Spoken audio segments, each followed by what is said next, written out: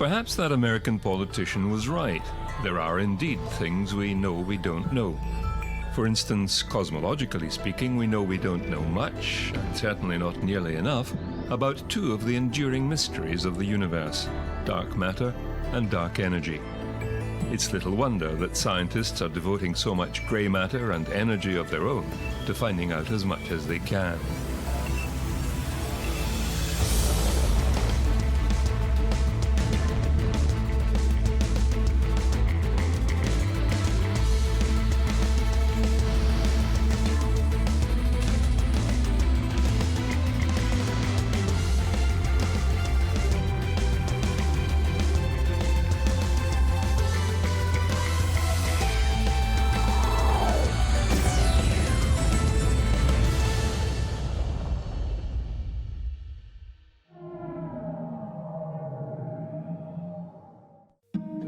Seen any big birds recently? Ice Cube has. If you think that's a cool name, you're right.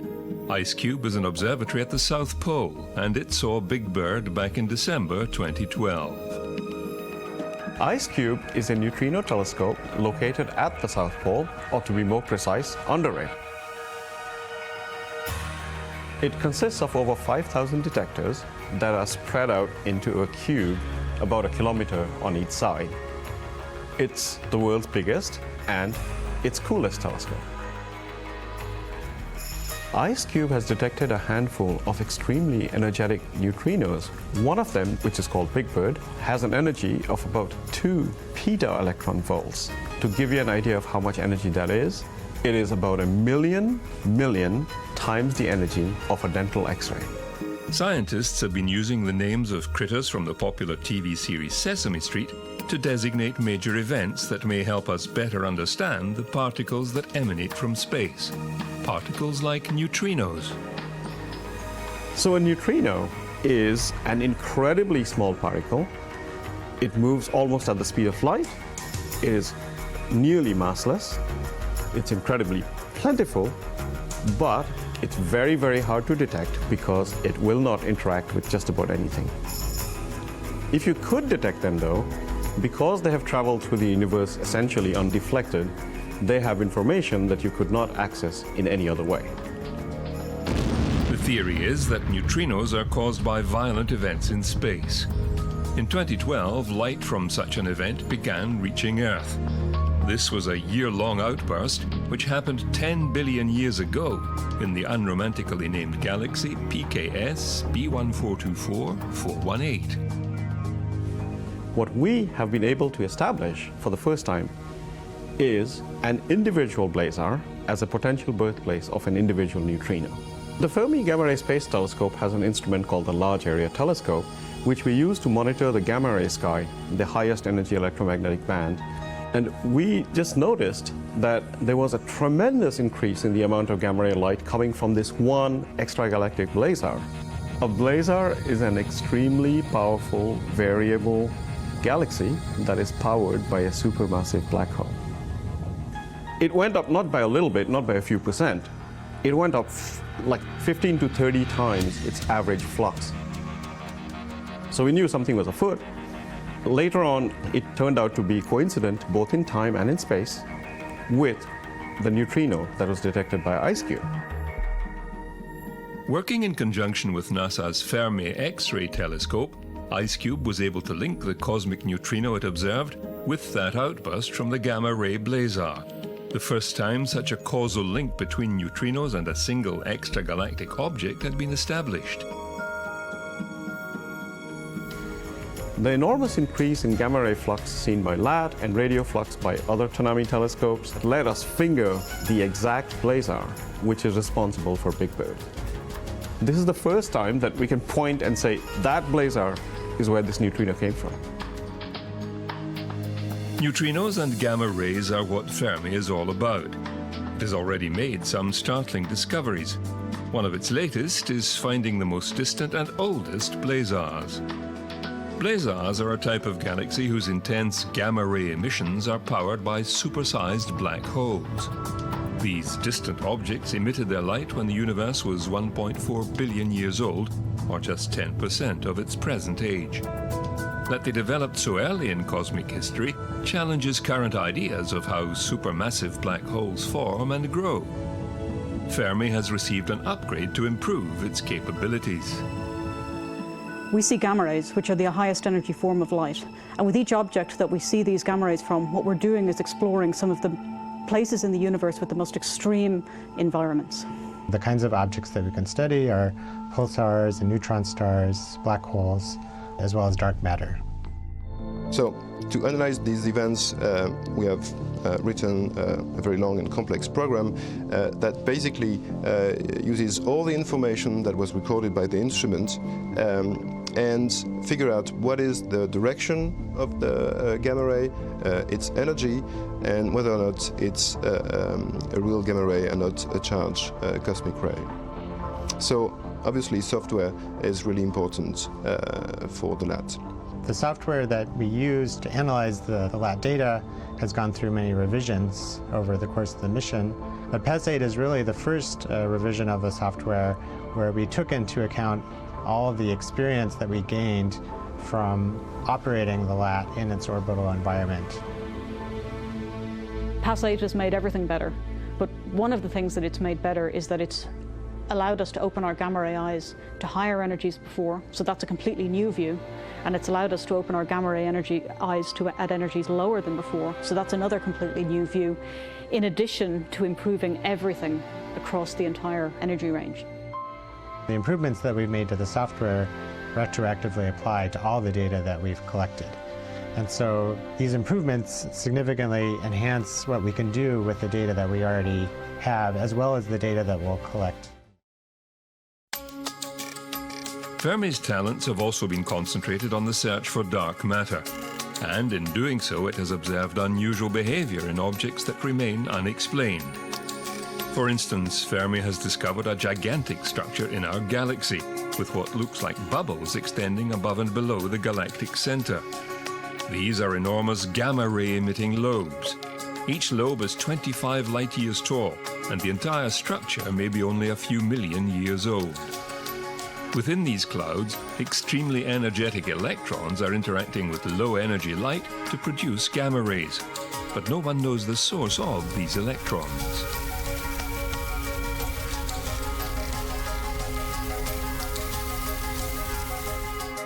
When studying these massive objects, scientists must look at the other end of the size spectrum for answers. Those at CERN in Switzerland are expecting great things from the Large Hadron Collider, after it too received an upgrade, an increase of power by 40%. In its new improved form, it is due to produce far more data than it previously did. The LHC has already revealed the Higgs boson particle.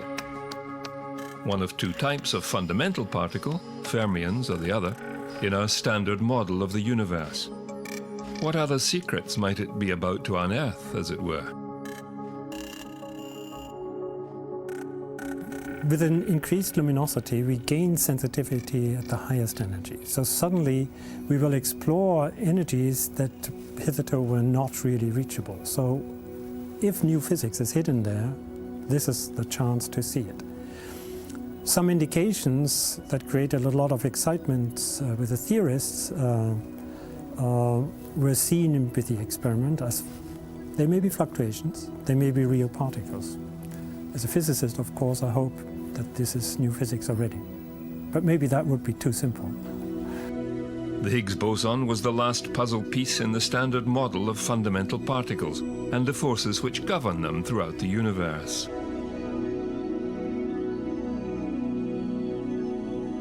What we really want is to understand the universe and why it looks and acts the way it does today.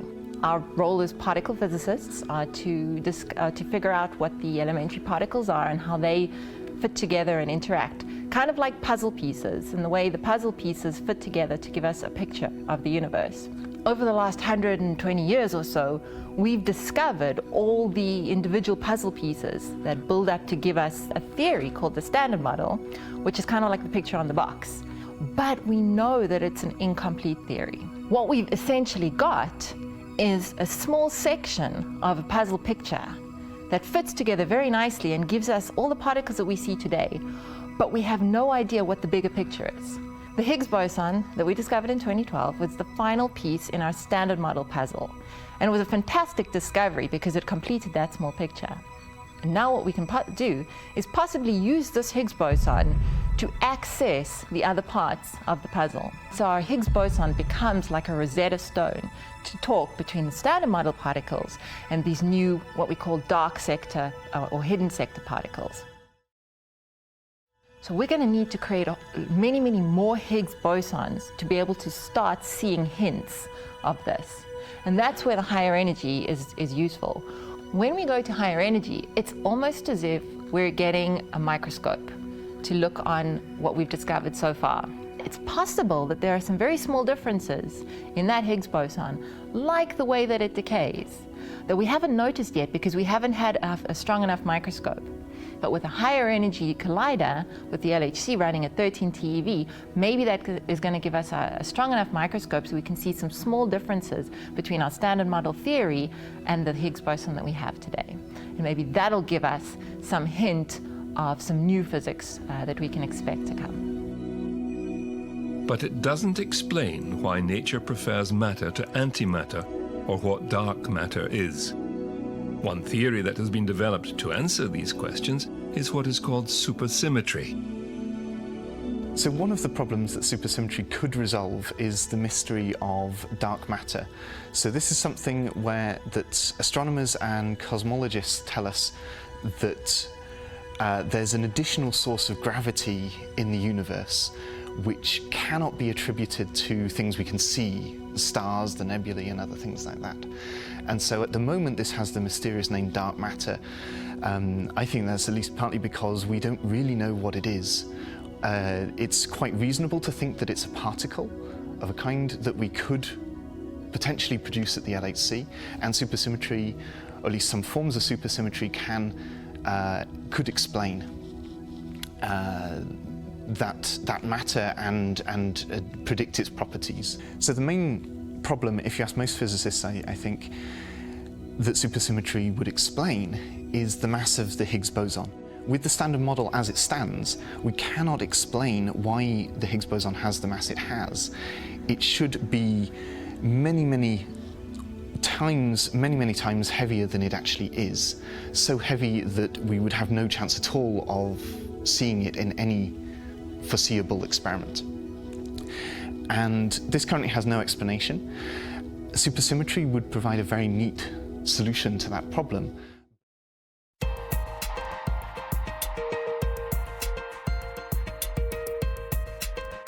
So, does dark matter? It certainly does. It makes up about a quarter of the universe. What is it? The short answer is, we don't know. The phrase was coined in the 1930s by Swiss scientist Fritz Zwicky. 4 decades later, Vera Rubin's studies of galaxy rotation confirmed his thinking. Galaxies have more mass than observable light would lead us to suspect. One suspect suggested by supersymmetry are the neutralinos, sometimes called WIMPs, or weakly interacting heavy particles. These particles act as their own antiparticle. They annihilate each other and release a flurry of secondary particles and medium energy gamma rays. The LHC experiments are very capable to find dark matter. If, for example, supersymmetry is the symmetry which nature has realized, then I'm very confident that maybe even very quickly we can find, with the LHC experiments, supersymmetry. And that would be great. I mean, imagine we have taken roughly 40, 50 years in order to find and to really discover the standard model of particle physics. But that only explains 4 to 5% of the energy and matter density of the universe. I think LHC is the right machine to bring the first light, to shed the first light into the dark universe. There are more and more connections between space research and particle physics, but on the methodology, for example, and such things. But also on the science itself, there is a very strong connection, especially through dark matter. I mean, astronomers and astrophysicists will tell us in the next, I don't know, 10, 20 years with their new telescopes, they will tell us how dark matter, for example, has shaped the universe. And with the LHC, we will find what type of matter that really is. These are some of the things we know that we don't know. But what if new physics tells us there are things we don't know that we don't know? The latest LHC data has turned up some interesting results.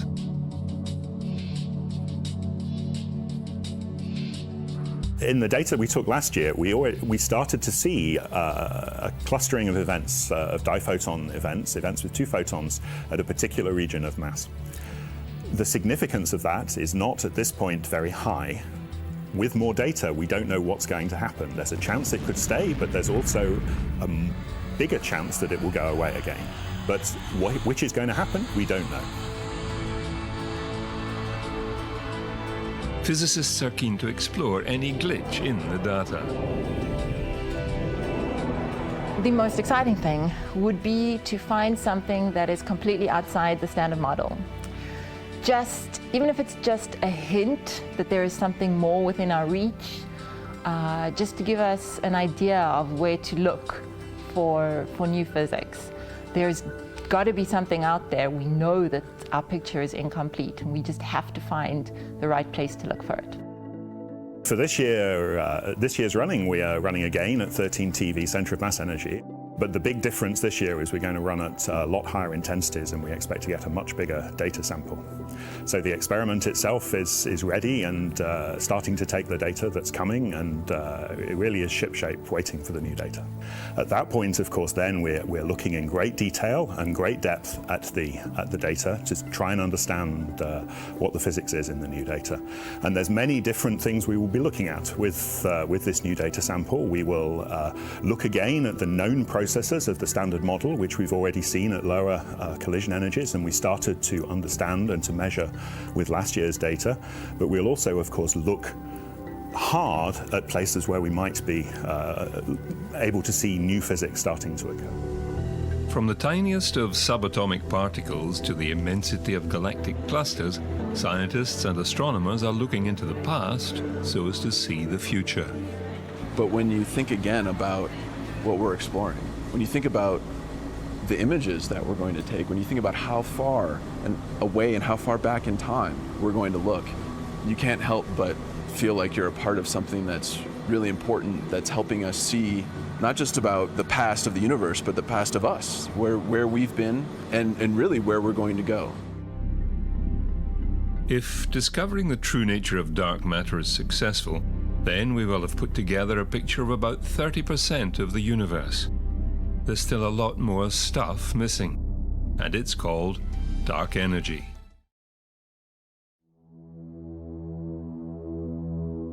Scientists have labeled dark energy one of the biggest mysteries in physics. Dark energy is the name attached to the force that appears to account for as much as 70% of the universe. Our fixation with dark energy dates from the late 20th century, when Hubble's brilliant revelation of supernovae showed us that the universe, approximately half its lifetime ago, was expanding more slowly than it is in our time.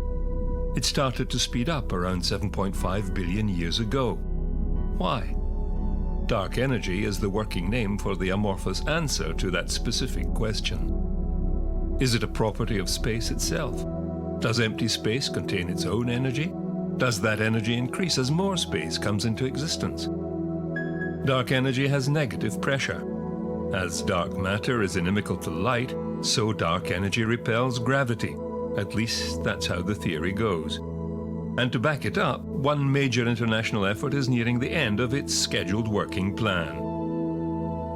Begun in 2013, the Dark Energy Survey, or DES, is an international project linking 400 scientists from 25 institutions in the United States, Australia, Brazil, Spain, the UK, Germany, and Switzerland.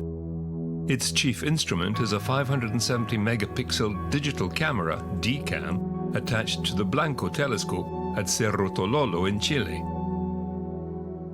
I'm a member of the Dark Energy Survey Collaboration, and I'm here on Cerro Tololo, working to help commission the new dark energy camera that we've just installed on the Blanco telescope. The whole purpose of our project is to understand what is dark energy. Dark energy was discovered just less than 15 years ago, actually. In fact, using, in part, this very telescope. And it was discovered by its effect on the universe. So dark energy is our name, and it's just a name that we give to the phenomenon that's causing the universe's expansion to accelerate. We're not trying to figure out if dark energy exists. We're not trying to find it. We know dark energy exists. We're trying to characterize it. We're trying to understand what it does to us, what it does to the universe, to its expansion rate, and to the gravitational attraction of things like galaxies. Over 5 years, the Dark Energy Survey will scan 5,000 square degrees of sky, far back in time and far away from us, in order to measure the distances of supernovae and the distributions of galaxies. In some sense, the purpose of our experiment and what we'll learn by understanding more about what dark energy is to find out about the fate of the universe. What is going to happen into the future? Is the universe really going to keep expanding faster and faster and faster, or not? Covering 5,000 square degrees of southern sky, the DES project is due to complete its search in 2018. Like the DES, some other exciting discoveries lie potentially just around the corner. While space-based telescopes continue their tireless scouring of the skies, their ground-based counterparts are poised on the brink of a dramatic new age. More than 3,000 meters above sea level, at Cerro Armazones near Paranal in Chile, ESO's ELT, that's Extremely Large Telescope to you and me, is nearing the start of its working life. With its stunning 5-mirror system, its diameter is an unprecedented 39 meters, making it the largest optical and near-infrared telescope in the world. Extremely large telescopes are currently one of the highest priority areas of development in ground-based astronomy.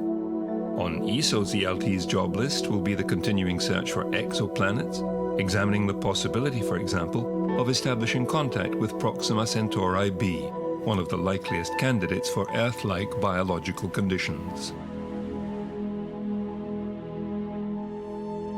The ELT, attracting 15 times more light than the largest telescopes in operation today, will help detect water and organic molecules, a major step forward in our quest for extraterrestrial life, and make possible direct measurement of the speed of acceleration of our universe's expansion.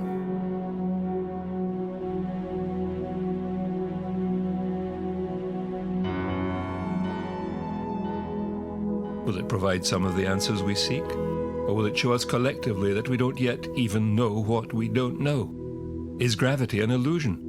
Do we need a new theory of gravity on a cosmic scale? As Einstein himself observed, the most beautiful thing we can experience is the mysterious.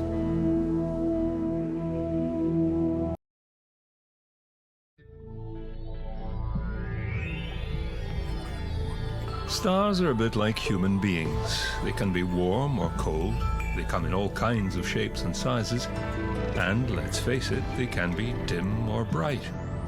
And recent discoveries suggest that the number of stars in our galaxy alone, the Milky Way, may exceed 200 billion. Just what are these citizens of the night sky?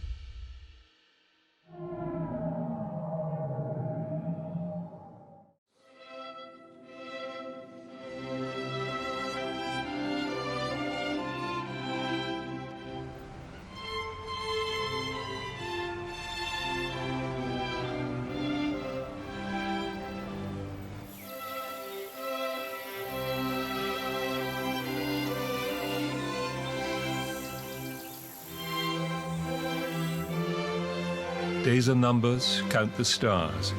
It's the first line from a popular song, but the one after is more relevant. We can only see so far, it says, and it sums up perfectly our relationship with the stars that matter so much in our lives. What is a star in the first place? Well, a star is to the cosmos what a key player is to a team, a ball of energy just waiting to be unleashed.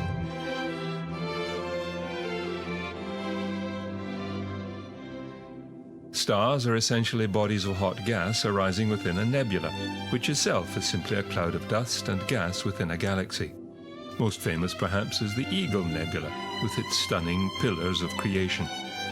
Each nebula is like a cosmic kindergarten, from which bright young things are just bursting to escape. We call them stars.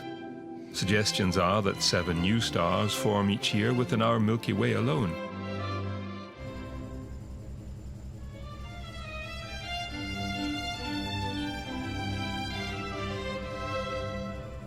What trips the wire to kick-start the formation of a star?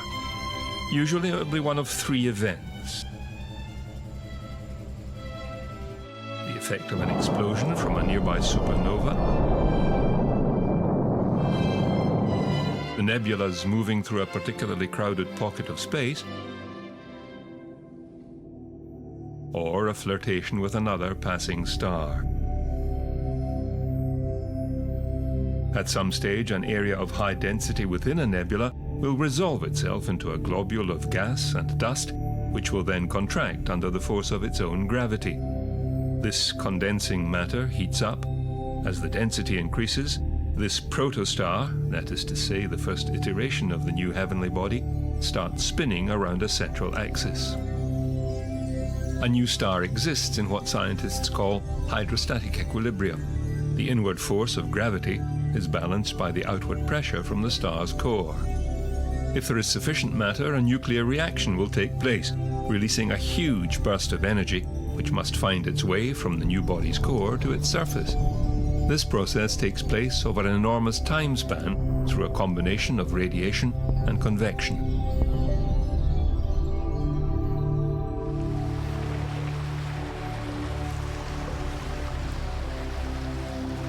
Next time you go to the beach, imagine trying to count every grain of sand, not just the ones you see, but all the others below. Then turn that idea on its head and imagine trying to count the stars, all those we see and those we don't. ESA's Gaia telescope is making that seemingly impossible task more like a reality. Its full map of the night sky is due for completion this year, but already preliminary data covering 2 million stars has been released, and the scientific world is very excited. We want to measure a huge number of stars, where they are and how they are moving. So we can answer 2 questions at the same time. What is the structure of our galaxy, but also how it is evolving, or we can also look back in time. How did the stars move to come into the place where they are now? The mission's technical measurement principle is there are 2 fields of view, 2 cameras basically looking at the sky at a very constant and fixed angle, and it rotates along the sky, so it traces a path along the stars. It then uses these measurements to determine the position of stars relative to each other, and then you can get to extreme accuracies also for the absolute position of these objects. The data comes down to the ESA antennas on the Asteroid network in Argentina, in Spain and in Australia. From there it goes to Darmstadt, who control the spacecraft, and then it goes to our central data processing hub near Madrid in Spain, which is an ESA center. And from there it goes to the data processing consortium, which then slices it up in different parts and processes this into science products. Our first release will contain positions of 1 billion stars. So that will allow us to look, what does the night sky really look like when you would look at in random direction with a telescope which can see very faint stars. And a subset of 2 million stars, we will have the distance and the motion. So that is really the basis for astronomical studies. People can really look into details of these sources and study the behavior of the stars. And in addition, we have light curves for about 3,000 stars, so how they have been varying over time to analyze better the internal structure of these stars. Eventually, it will plot the position and movement of 1 billion stars in our galaxy, the Milky Way. Astrometrists still have their work cut out, but thanks to Gaia, the job of counting the stars just got a whole lot easier.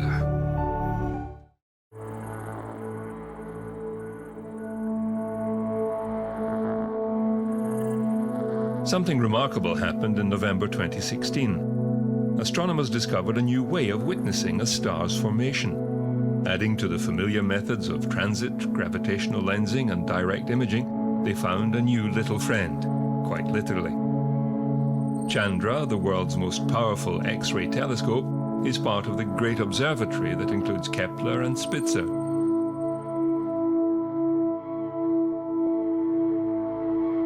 It orbits Earth some 140,000 kilometers out and is capable of fine definition of hot, turbulent areas in space.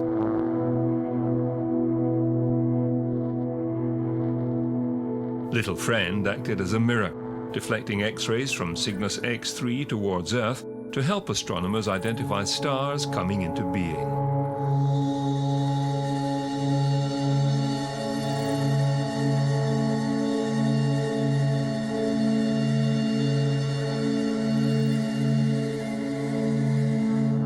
In conjunction with the Smithsonian's Submillimeter Array SMA system, it detected carbon monoxide and the outflow of gases, which suggest a new star in formation. This is the first time scientists have been able to use X-rays to peer into a Bok globule, one of the focal points of star formation.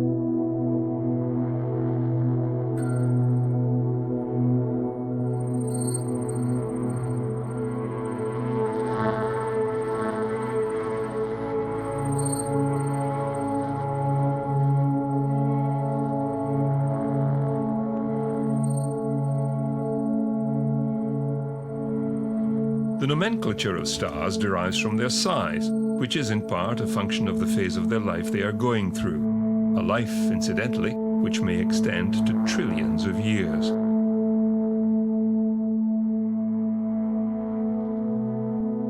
The range goes from red hypergiant at one end of the scale to white dwarf at the other, smaller end.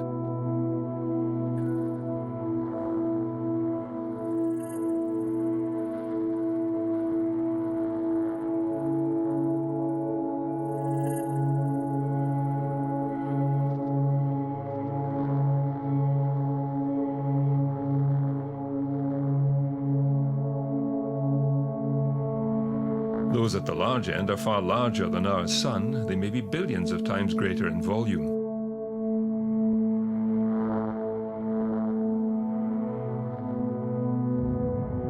Dwarf stars abound. The Sun is a yellow dwarf, for example, with a surface temperature of 5,500 Celsius,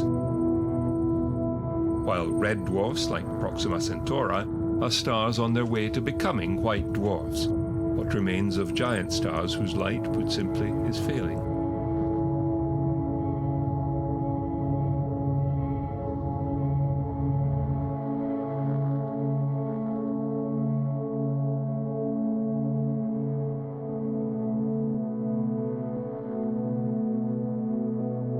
The process of a star's birth culminates in the fusion of the hydrogen at its core into helium, a process called the main sequence, to which the majority of stars belong.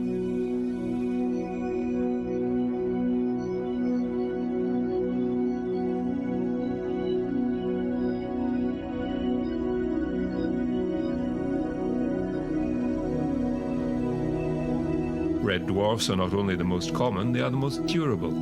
They burn at the low end of the surface temperature range at around 3,500 Celsius.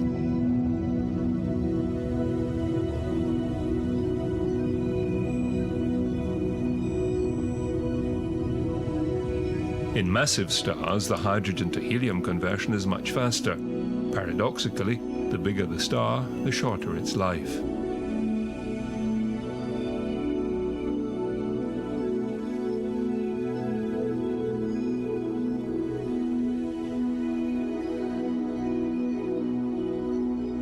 else are stars classified? Basically by two criteria, brightness and color. Stars are catalogued by their magnitude, either apparent or absolute.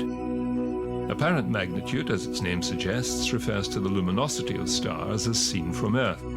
This may vary, of course, according to the mass of the star itself, and especially its distance from us. Absolute magnitude corrects that by establishing the star's luminosity as detected from a standard distance. Paradoxically again, the brightest carry the lowest orders of magnitude. A century ago, working independently on opposite sides of the Atlantic, Hertzsprung and Russell came up with the same basic methodology for classifying stars within a spectroscopic range according to the light generated by their wavelengths.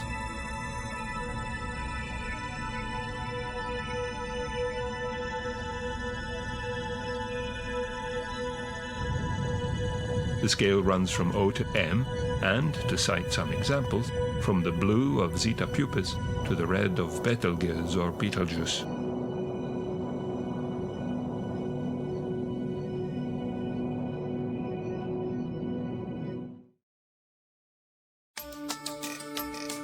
Made any holiday plans recently?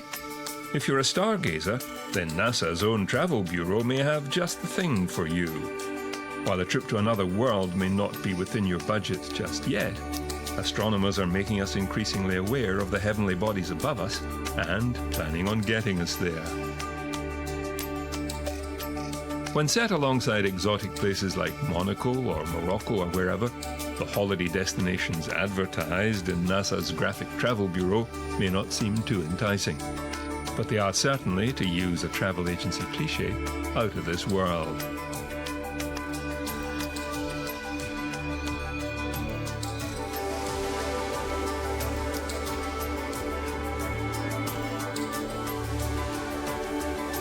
The striking images, genuine postcards from the edge we might call them, include HD 40307G. That's the very down-to-earth name for an exoplanet which astronomers call a super-Earth.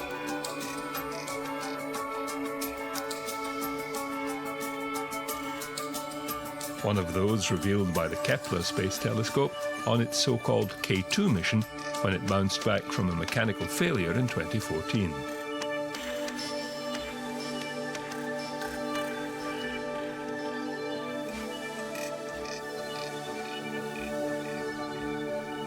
Could there be at least one planet orbiting every star in the galaxy? Already more than 3,000 of them have been confirmed, with almost the same number awaiting confirmation.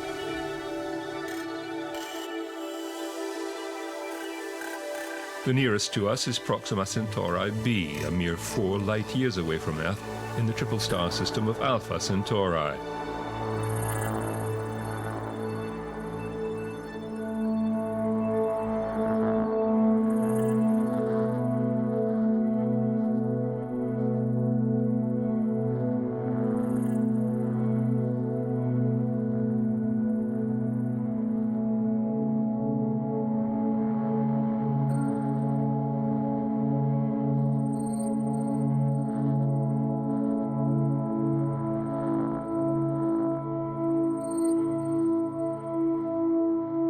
Proxima Centauri b, excitingly, is an Earth-sized planet in the star's habitable zone, the distance at which liquid water may form on its surface. Astronomers have found clear evidence of a planet orbiting the star Proxima Centauri. This alien world is the closest possible abode for life outside the solar system. The idea of celestial harps is not new, but in real down-to-earth life there is indeed a HARPS at the center of the search for life elsewhere in our skies. It's ESO's High-Accuracy Radial Velocity Planet Searcher, or HARPS for short, which is a spectrographic instrument attached to the 3.6-meter telescope at La Silla in Chile.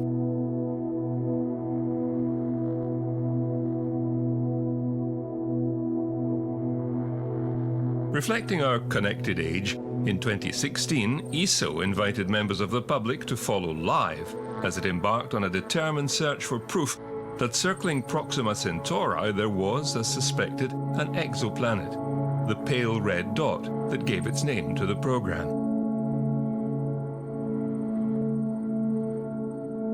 Not just any exoplanet, Proxima b, as it had been labelled, is the likeliest one so far discovered with a chance of playing host to life.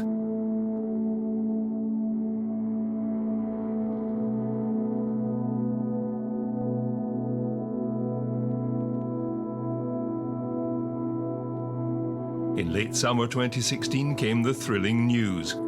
Close examination of the gravitational pull of the exoplanet and its wobble effect on its host produced what ESO calls clear evidence for a potentially habitable world, 1.3 times the size of Earth, and in an 11.2-day orbit around its star.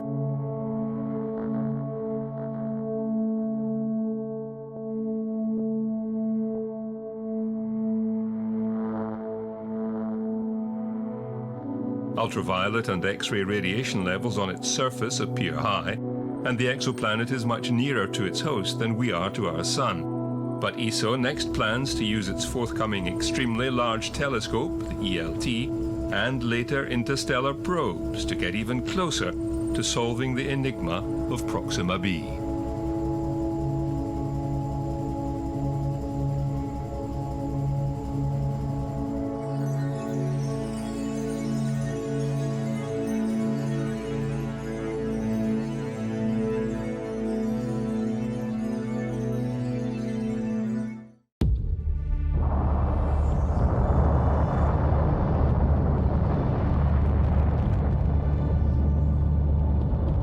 Where do stars go when they die? That depends on their size, or rather on their mass.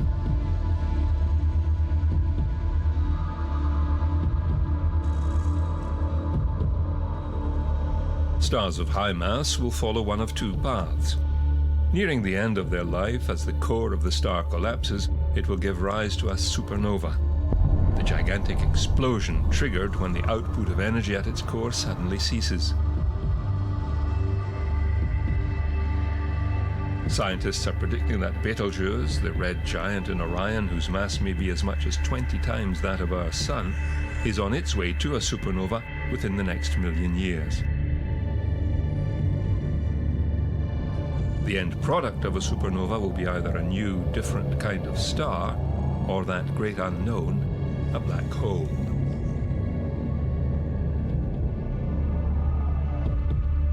On one hand, the core may survive as a neutron star, which may measure the remarkably small diameter of 10 to 20 kilometers. Not only that, but they are of extraordinary density. A teaspoon of their substance would weigh in the millions of tons here on Earth. Neutron stars often act as the lighthouses of the sky as well.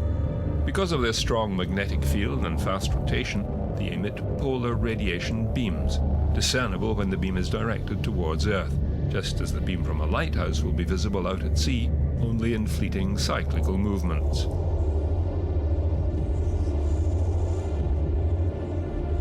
The other possible fate for a dying star is to become a black hole. While there is a plurality of objects in our sky, black holes bring us face to face with a singularity, the point at which matter is compressed. The singularity will be either a point of infinite density or adopt the shape of a ring. Either way, its gravitational pull is so strong that nothing, not even light, can resist or escape it. Its boundary is described as the event horizon. 90% of black holes in the universe don't have a lot of hot material orbiting around them. They don't form these accretion disks, and so we can't observe them. Tidal disruption events, where the stellar debris causes the formation of a temporary accretion disk, offers us a way to probe this population of supermassive black holes. One tool astrophysicists use to stare into the abyss is X-ray reverberation mapping. X-ray reverberation mapping has been very successful at probing the accretion flow in well-established accretion disk structures, but had never been used to look at tidal disruption events. My collaborator at the University of Maryland and I were having lunch one day, and she says, has anyone ever looked at tidal disruption events with X-ray reverberation mapping? That night, I stayed late at the office and just tried it out on this data from Swift J1644, and much to my surprise, the result was amazing, and I could see that we were looking at the structure of the inner accretion flow around a normally dormant black hole for the first time. It's not like a normal accretion flow in an active galaxy that's a flat disk. This is something that is extremely puffy, very turbulent, and we are measuring flashes of X-ray emission deep within this newly formed accretion disk. Previously, astronomers had thought that the X-ray emission is coming from far out in a jet. But what we're finding with these observations is that the X-ray emission is coming from flares very close to the supermassive black hole. And we can use these observations to probe properties of the black hole itself. For instance, we found that the mass of the black hole is something on the order of 1 million times the mass of the Sun.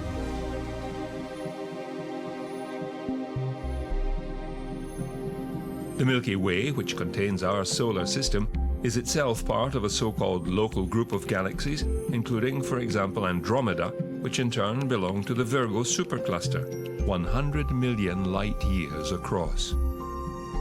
When we've had a bump on the head, we say we are seeing stars. Looking at it from an astronomical point of view, the number of stars out there is enough to make anyone's head spin.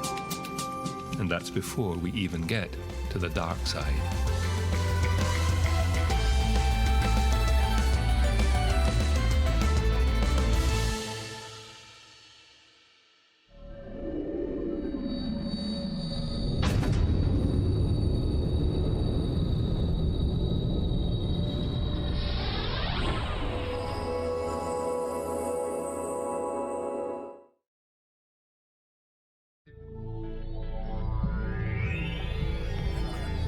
For an instrument first developed as recently as the 17th century, the telescope has traveled a long way.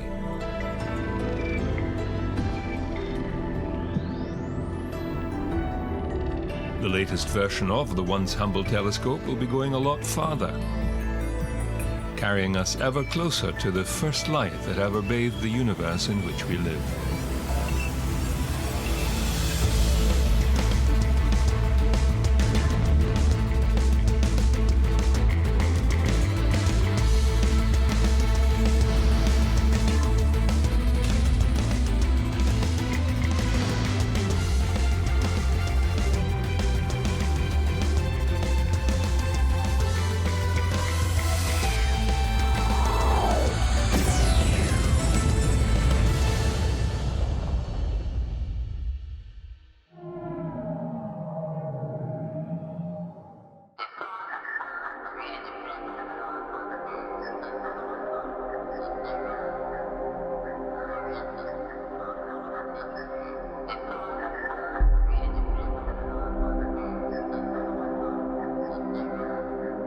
Generational change is part and parcel of our lives.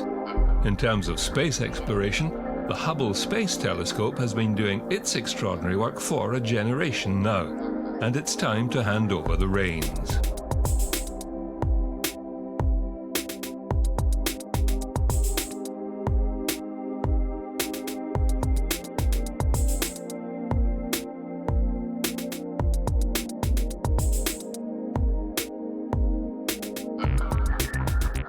What we've reached is the limit of Hubble's vision.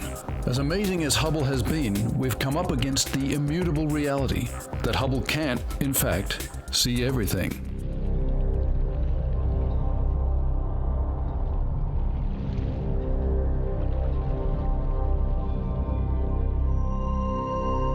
Galileo, Herschel, Hubble. Our knowledge of space is marked by some of the greatest names in the human history of stargazing.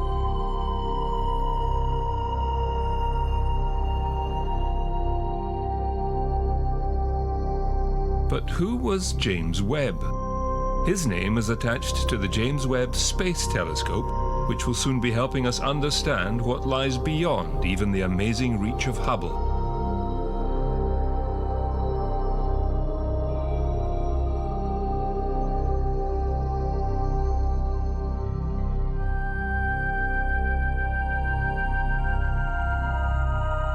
Originally called the Next Generation Space Telescope, Hubble's successor was renamed in 2002 to honor James E. Webb, who ran NASA from February 1961 to October 1968.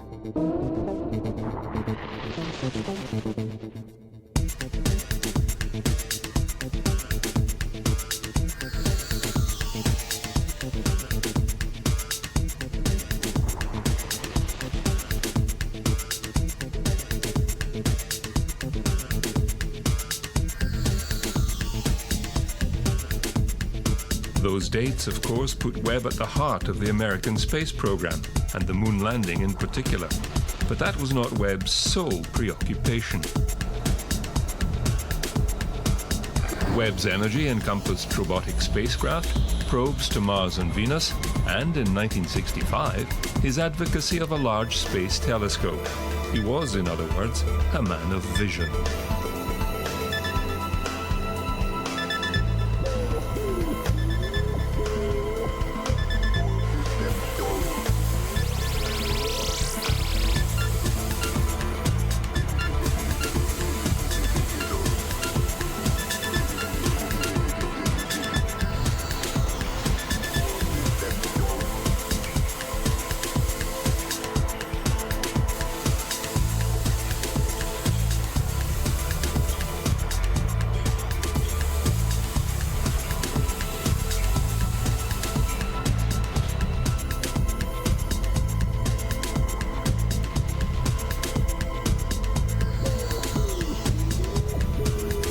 The James Webb Space Telescope is nearing completion, in readiness for a scheduled launch in October 2018.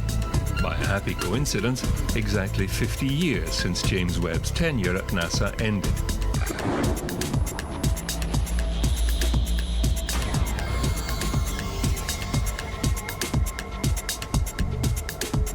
Its aim is modest, to study every phase in the history of the universe.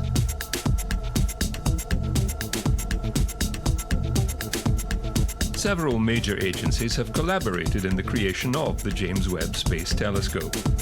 NASA's Goddard Space Flight Center is at the hub. ESA will provide the launch vehicle, the ultra-reliable Ariane 5 rocket. Canada's space agency is involved, as is the Space Telescope Science Institute, while Northrop Grumman is the chief contractor.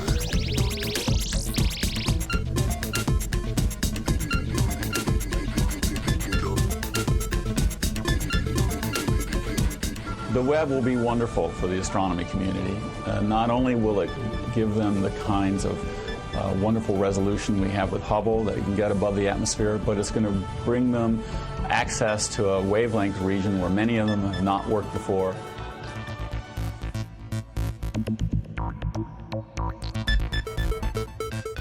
We have a telescope that's far more powerful than anything that we have had before, working at infrared wavelengths, which you can't see well from the ground.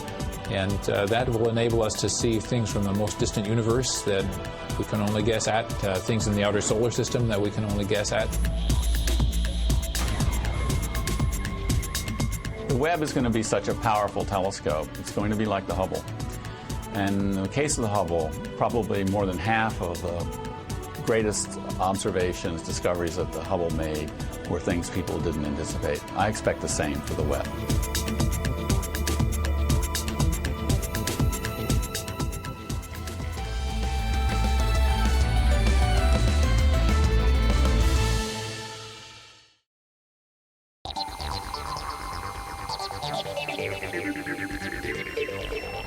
The James Webb Space Telescope's mission duration is a planned 10 years, during which it has a number of specific goals to accomplish.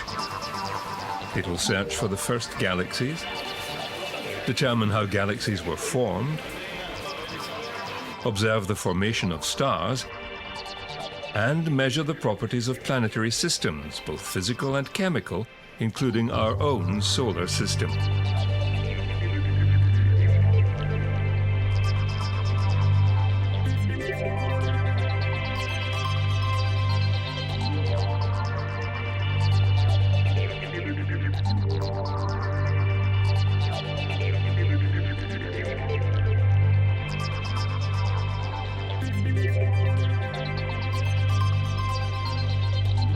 Not least of all, the Webb will carry on the task that underlies so much of humankind's activity in space, investigating the potential for life in other far-flung places.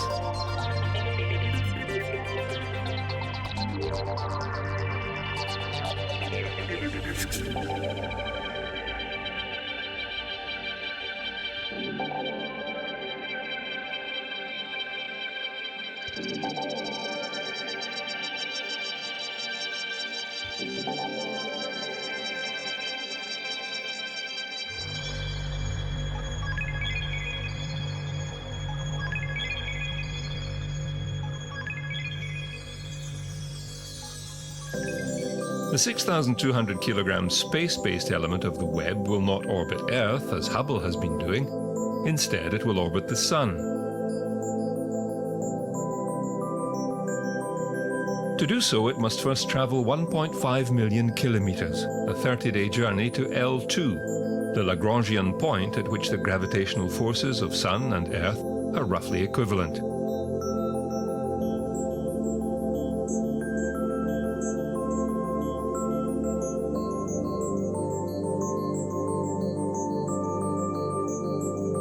Each orbit will take 6 months and keep the JWST out of the shadow of both Earth and Sun.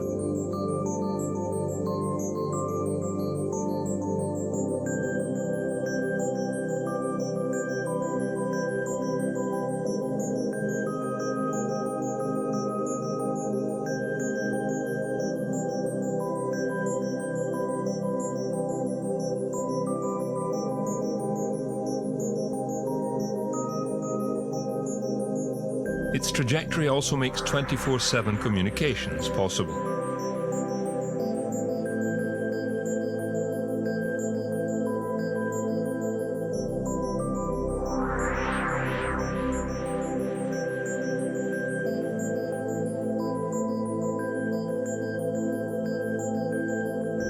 The Webb will stay in line with Earth as it moves around the Sun.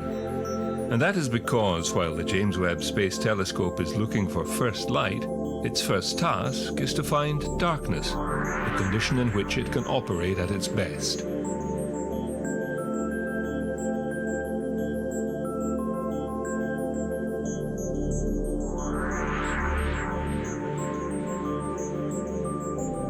Three main component systems make up the space-based James Webb Space Telescope: an integrated science instrument model, ISM, the optical telescope element, OTE, and the spacecraft element.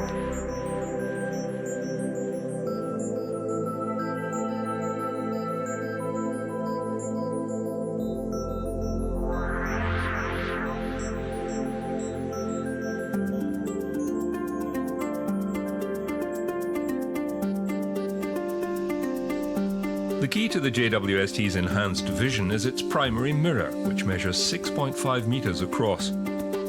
It comprises 18 segments made of beryllium, the lightest of the alkaline earth metals. A 5-layer sun shield the size of a tennis court will protect the JWST's dazzling array of specialist technology. As this orbiting infrared observatory continues the work begun by Hubble.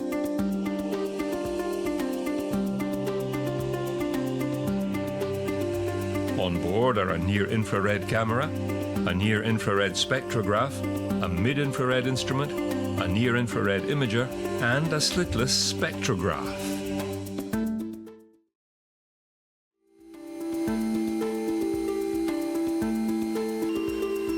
The NIRSpec has micro-shutters, which will make it possible to observe up to 100 objects simultaneously.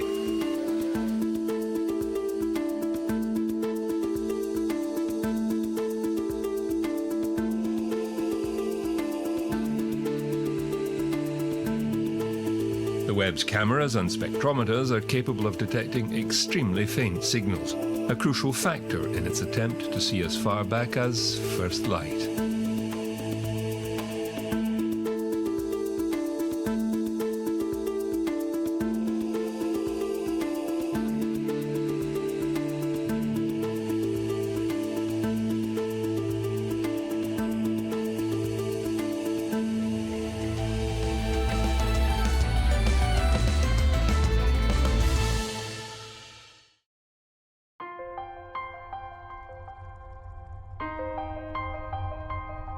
While NASA busies itself with James Webb, its European counterpart ESA is hard at work on another related mission with a much more famous name attached to it.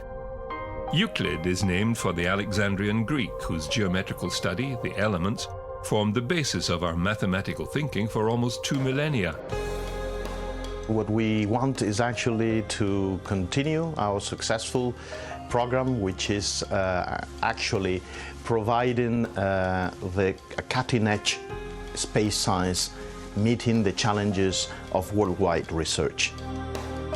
But where the original Euclid worked only with ruler and compass, his namesake in space will have much more sophisticated instruments in its locker. Like the Webb, Euclid boasts a modest mission to map the geometry of the dark universe. Over a period of some 6 years, it will look back over the entire time in which dark energy has contributed to the accelerating expansion of the universe. Scientists tell us that what we can see accounts for less than 5% of what is there. The rest is made up of dark matter, some 20%, and the remainder of dark energy. They act in contradictory ways. Dark matter acts through gravity to play its role in forming galaxies and slowing the rate of expansion of the universe. Dark energy, on the other hand, defeats gravity and thus encourages acceleration of that expansion. The Euclid Consortium, part of ESA's Cosmic Vision program, brings together 1,000 scientists from 100 institutes in 14 countries, with added input from NASA in the United States. In 2013, Italy's Thales Alenia Space Group was named as prime contractor, with Airbus in France responsible for the payload module.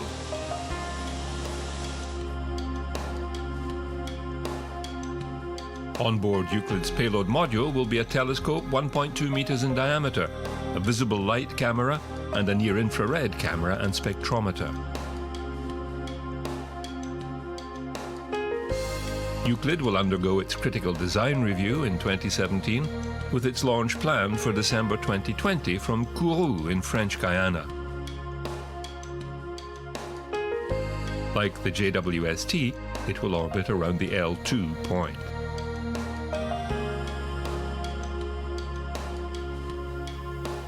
Channeling the thinker whose name it bears, Euclid will be looking for genuine insight into the evolution of cosmic structures.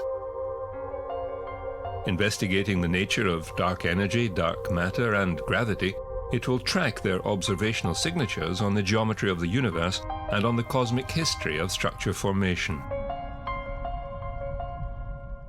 Euclid will deploy 2 key systems: weak gravitational lensing, or WL, and baryonic acoustic oscillations, BAO. WL examines how background galaxies are disturbed by foreground dark matter and measures modifications in the shape of galaxies brought on by the gravitational lensing of dark matter. BAO reveals the wiggle patterns which help us gauge the expansion of the universe, revealing the 3-dimensional distribution of structures by means of the spectroscopic red shifts of galaxies and galaxy clusters. Putting it more simply, perhaps, Euclid's task, made easier by its unprecedented accuracy and stability, is to map the shape, position, and movements of 2 billion galaxies, or 1/3 of the sky.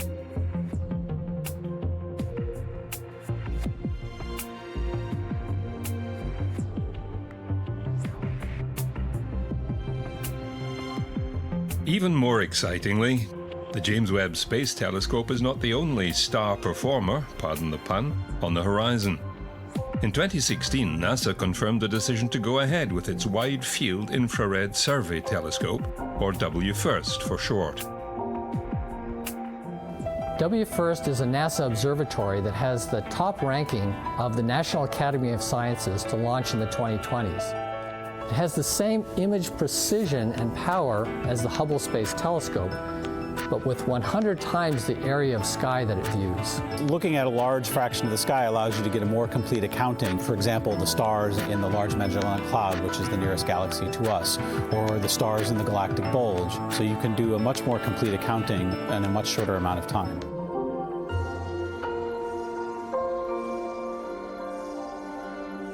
This new observatory will offer astrophysicists the best of both worlds by casting its eye both wide and deep as it seeks to shed light on dark energy, exoplanets, and cosmic acceleration.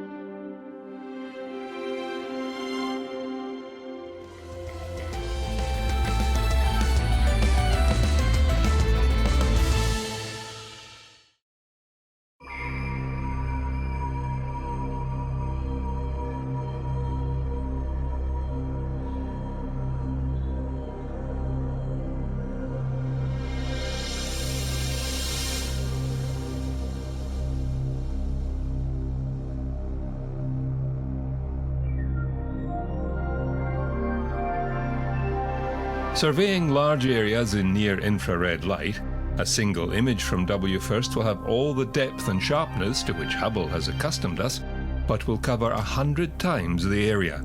In fact, a single image will encompass as many as 1 million galaxies.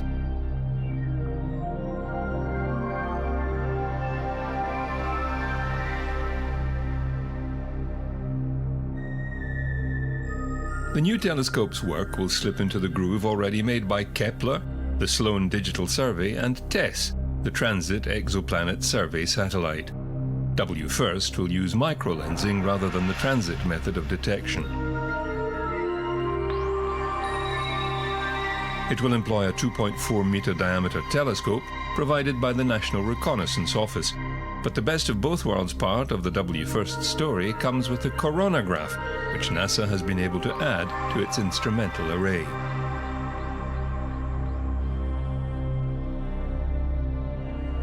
This is a means of dimming the light from a so-called host star in order to see better the planet or planets orbiting it.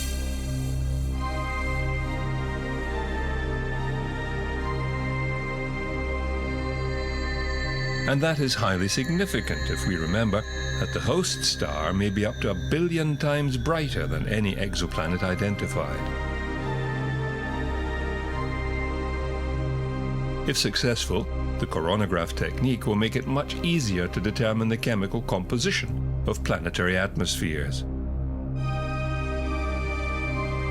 WFIRST will be able to use a unique deformable telescope controlled by computer.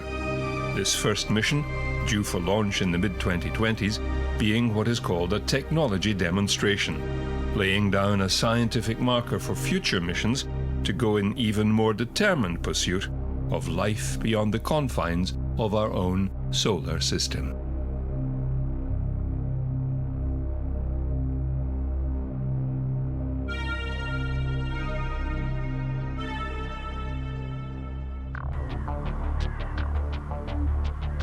While all of this is going on in space, here on Earth, another agency will be tackling the question of dark matter from yet another angle. At CERN in Geneva, the Large Hadron Collider is now running at full power for the first time.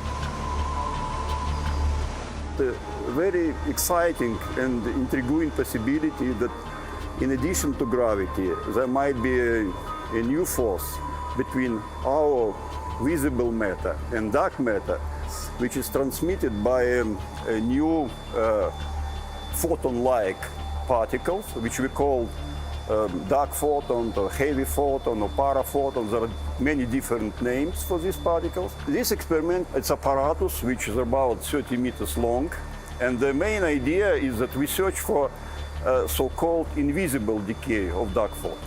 And these particles could be quite light, below 1 GeV, and what is most important that these particles could be searched for at low energy experiment with fixed target experiment. So what you see here is the beam pipe where the beam is coming. The electrons are deflected by two magnets, which are about 15 meters upstream. The purpose of that is really we need to be sure that what we get here are electrons of 100 GeV. So in this magnet, when the electrons are deflected, you generate synchrotron radiation, and this we detect with this detector here.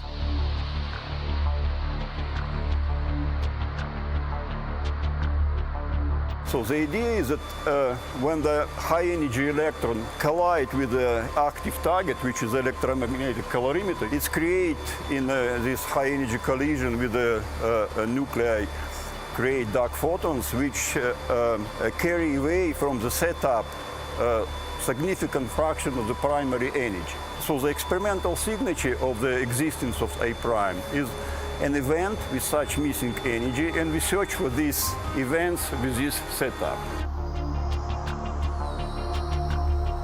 Might its scientists be able to replicate dark matter itself? Is the cost of space exploration really worthwhile? It's a question that crops up regularly. Could the money be better spent elsewhere? Even if it were, one space program would still have to remain in place.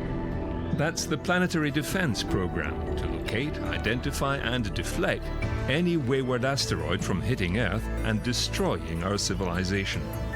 At the last count, there were 15,000 potentially dangerous candidates close to Earth.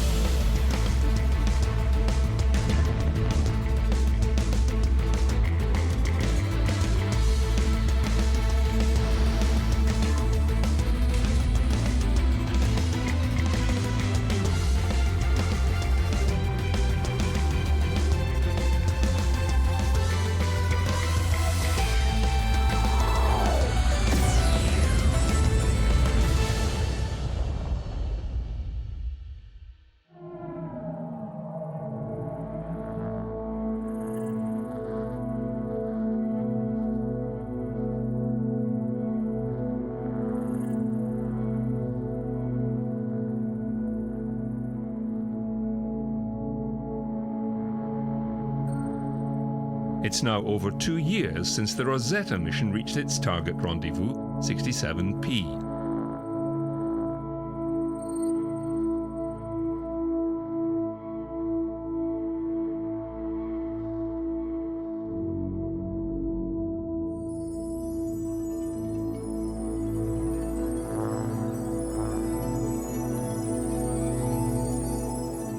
It's been an audacious mission, gaining unprecedented forensic knowledge of the comet's surface, interior structure, composition and history.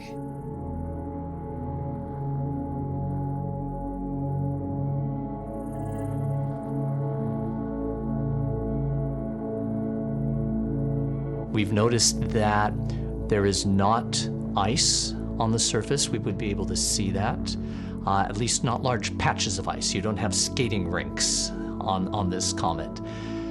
And we also see gas in the coma. We see evidence of carbon monoxide and carbon dioxide and the elements themselves of carbon and oxygen in different parts of the coma.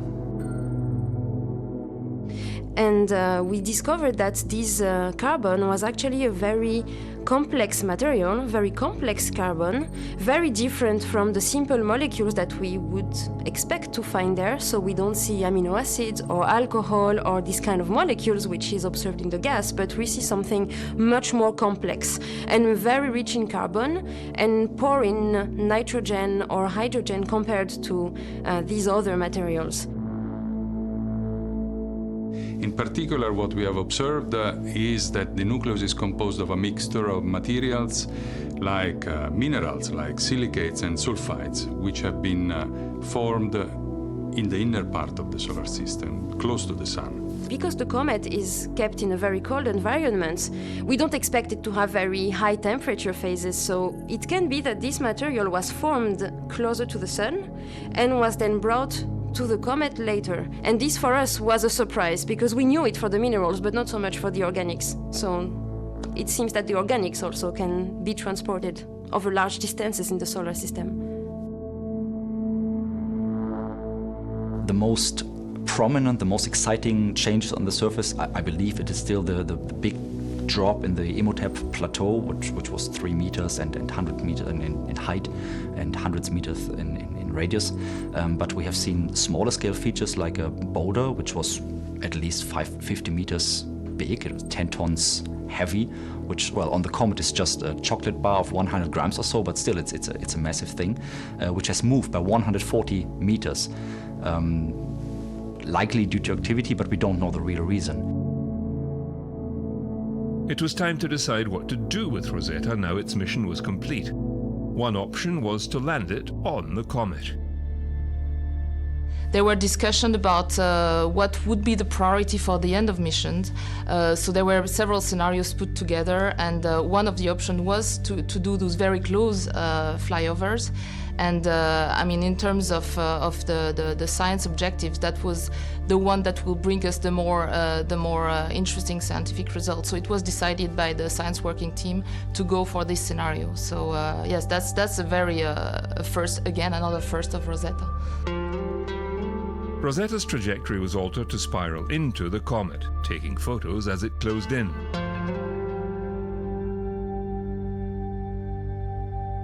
Rosetta's blown it all open. It's made us have to change our ideas of what comets are, where they came from, and the implications of how the solar system formed and how we got to where we are today. And we've only, like Philae, just scratched the surface. And it's important to note, Rosetta mission is both the lander and the orbiter. Together, they have made it possible to do the science, to make the breakthroughs that we have. And we have only just scratched the surface. We have decades of work to do on this data. So the spacecraft may end, but the science will continue. That's what we're here for. That's what this mission was for. We just have had a loss of signal at the expected time. This is another outstanding performance from flight dynamics. So we'll be listening for the signal from Rosetta for another 24 hours, but we don't expect any. And so this is the end of the Rosetta mission. Thank you and goodbye.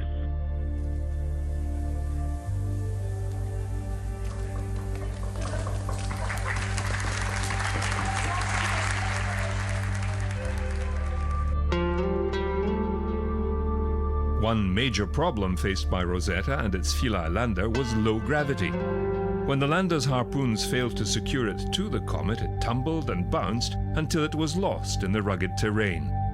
But engineers love a challenge, and they have already come up with a novel answer for next time. It's called the Hedgehog.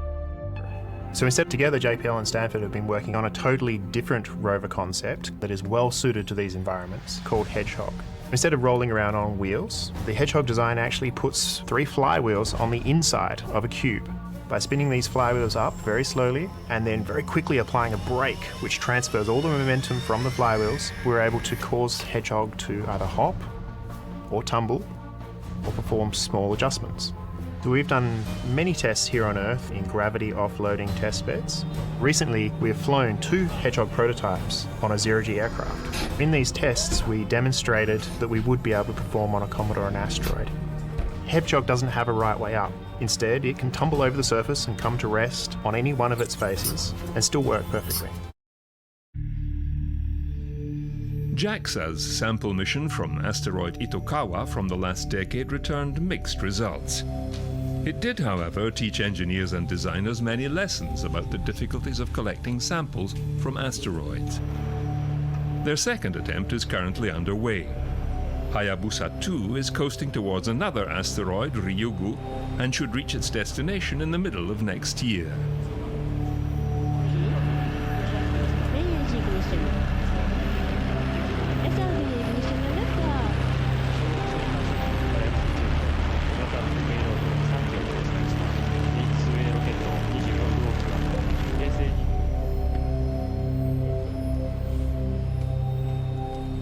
This new and improved robot has several new capabilities built in. They include ion engines, navigation and attitude control systems, and an explosive device to dig into the asteroid and return material from within it.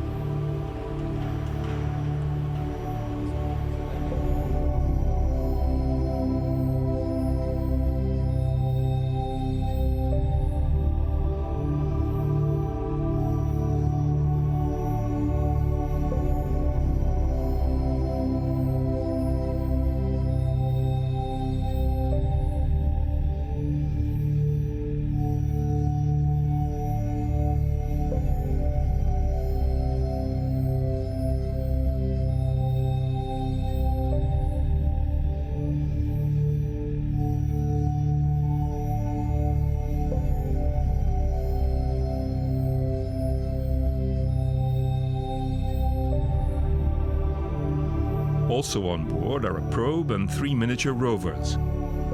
A secondary probe launched with Hayabusa, called Procyon, had an engine malfunction and will not complete its mission.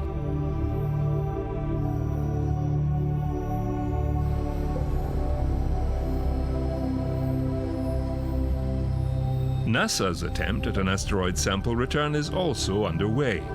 OSIRIS-REx was launched from Cape Canaveral Air Force Station's Space Launch Complex 41 and is on its way to intercept the near-Earth object Bennu. 2, 1. And liftoff of OSIRIS-REx, its 7-year mission to boldly go to the asteroid Bennu and back.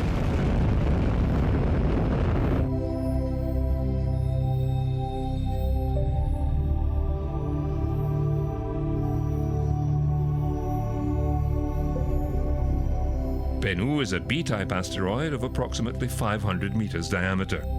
It completes an orbit around the Sun every 1.2 years, and every 6 years it comes very close to Earth. These close encounters mean there is a high probability of Bennu's impacting Earth in the late 22nd century. Bennu's size, primitive composition, and potentially hazardous orbit make it the ideal OSIRIS-REx target asteroid. It will first survey the asteroid to find an ideal touchdown site.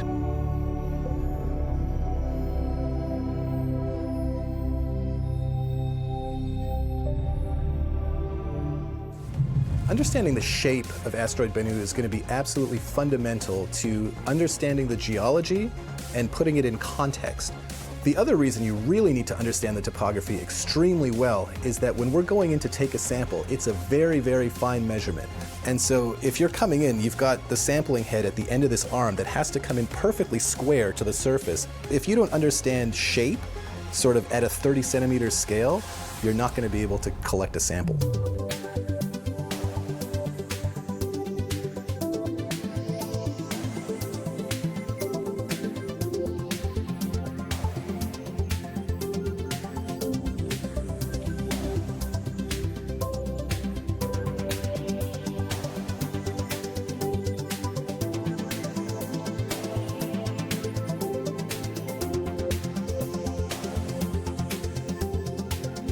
The 7-year mission will see OSIRIS-REx touch down for only a moment to retrieve a surface sample of the asteroid, then return to Earth to deposit the sample return capsule somewhere in Utah in 2023.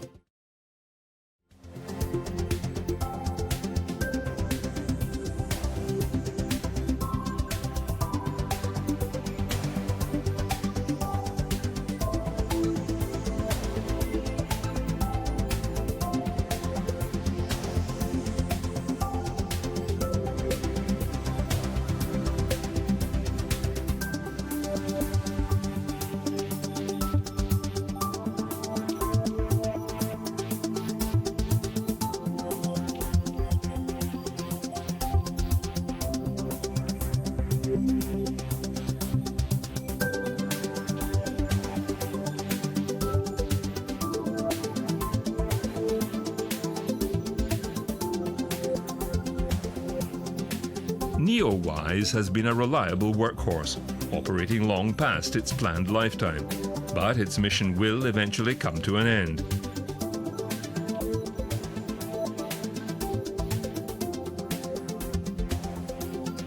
Engineers estimate it will move into too much sunlight to function. However, the team is eyeing a new space telescope, one with a little more muscle.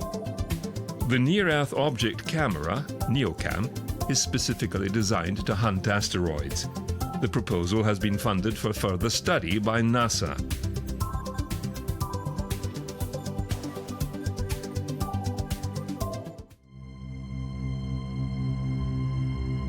Undergoing preliminary work is the Asteroid Impact Mission, AIM, whose launch could come as soon as 2020.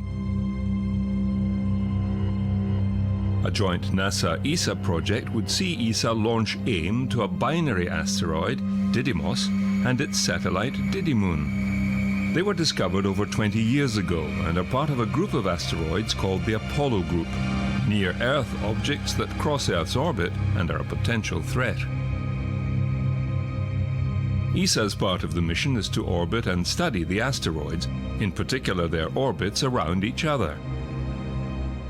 AIM will rendezvous with asteroid Deimos in June 2022. The first thing it will do is to take high-resolution images so that we can reconstruct a 3D shape of the moon. And then we will use this data to test a new optical communication system with a laser transmitting these images down to Earth in a very quick way. After we do these measurements and we have the 3D model, we will sound the interior structure of the asteroid by deploying a small microlander on its surface that will emit the small radio waves that will be captured by AIM and reconstruct the interior structure.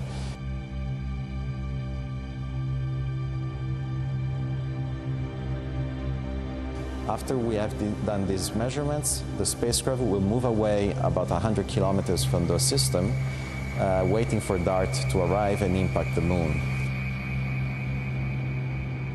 NASA's contribution DART is a kinetic impactor traveling at 6 kilometers per second.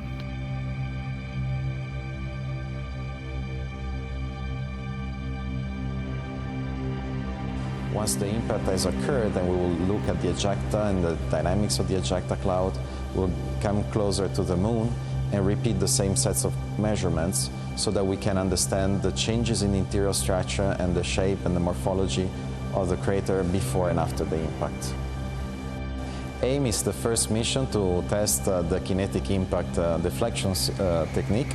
It's the first mission that will prove deep space optical communication systems, and it's the first mission to deploy CubeSats in this space and test intersatellite communication systems. Also will be the first mission to rendezvous with a binary asteroid and characterize it so that we can understand how these bodies are formed, which is highly linked to the way the solar system has formed. By measuring Didymoon's physical properties and its orbit before and after DART's impact, scientists will gain valuable knowledge that can be applied to a real threat should it ever occur.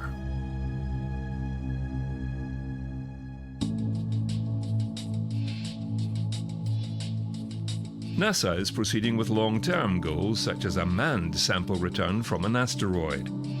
A robotic spacecraft would locate and capture a small asteroid and redirect it into a lunar orbit. An Orion capsule would then rendezvous with it. Astronauts are now training and developing techniques for such a complex mission.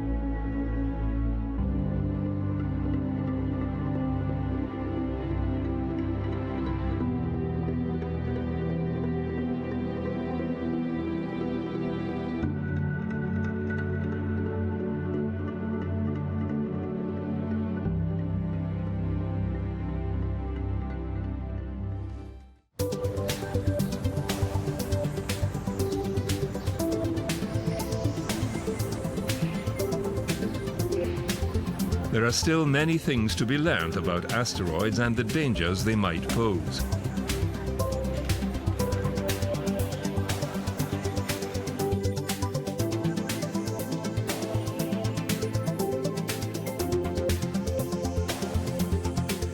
As this animation shows, the inner solar system is awash with asteroids. Many of them are near Earth's orbit. Some even cross our path from time to time. All these possible hazards need to be identified, their orbits must be calculated to a high degree, and their threat assessed. Finally, we need to develop the technology to mitigate any danger to our planet.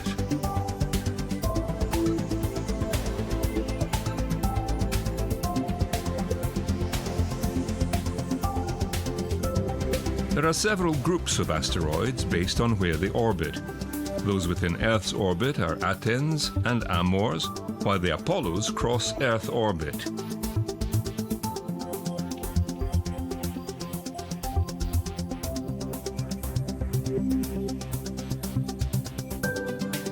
The majority of asteroids reside in the main asteroid belt between Mars and Jupiter. Then there are the Trojans, trapped within Jupiter's gravitational pull. And beyond that, other remnants of the solar system's formation can be found caught in the orbit of Uranus. There is a great deal more to be learned and understood about these other asteroids.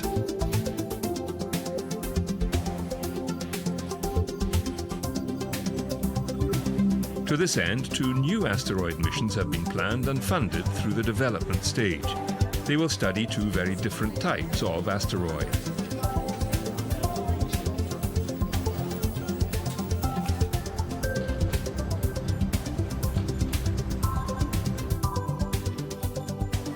The first of those missions is Lucy, which will visit a target-rich environment of Jupiter's mysterious Trojan asteroids. The mission will launch in October 2021 and fly by its targets between 2025 and 2033.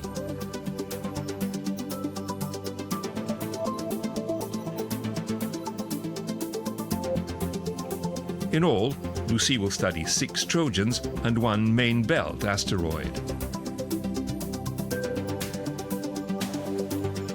Trojans are fossils of planet formation, and so will supply important clues to the earliest history of the solar system.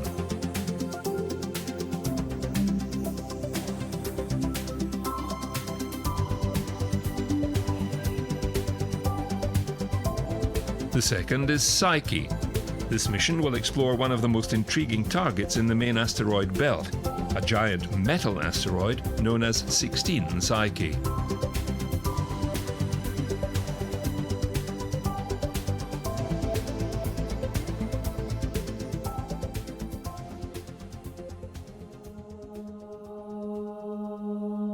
About 3 times farther away from the Sun than the Earth is, this asteroid measures about 210 kilometers in diameter, and unlike most other asteroids, which are rocky or icy bodies, is thought to comprise mostly metallic iron and nickel, similar to Earth's core.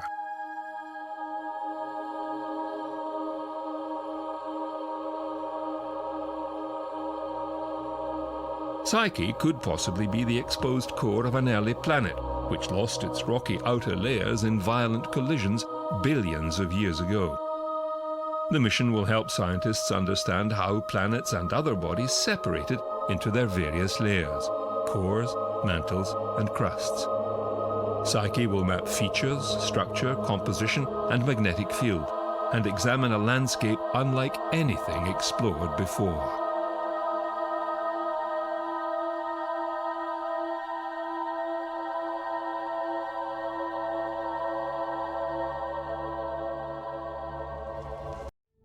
Our solar system is vast. From our own star, the Sun, to Earth is nearly 150 million kilometers, or 1 astronomical unit. Jupiter is 5.2 AU distant, and Pluto up to 48 AU. And the solar system extends far beyond this into interstellar space.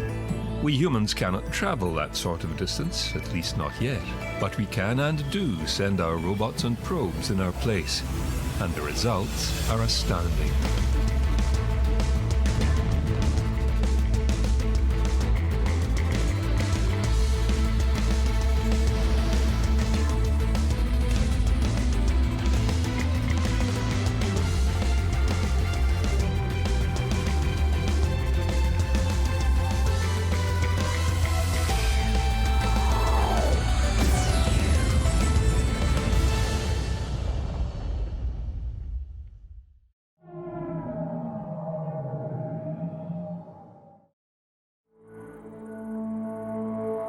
The ion-propelled Dawn spacecraft is one of our emissaries that has rendezvoused with 2 asteroid belt objects in its multi-year mission. The Dawn mission is one of NASA's Discovery Program missions that launched in September of 2007. So it's had a long, circuitous journey from the Earth, flying past Mars and out to the asteroid 4 Vesta, where it spent a year orbiting this small rocky object and mapped its surface and determined its bulk composition and geological aspects of Vesta before leaving the gravitational field of Vesta and traveling for another 3 years out to the dwarf planet Ceres.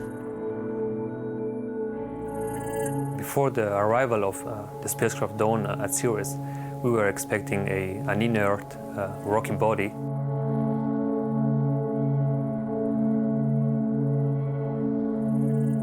Instead, they discovered a world of mystery and surprise.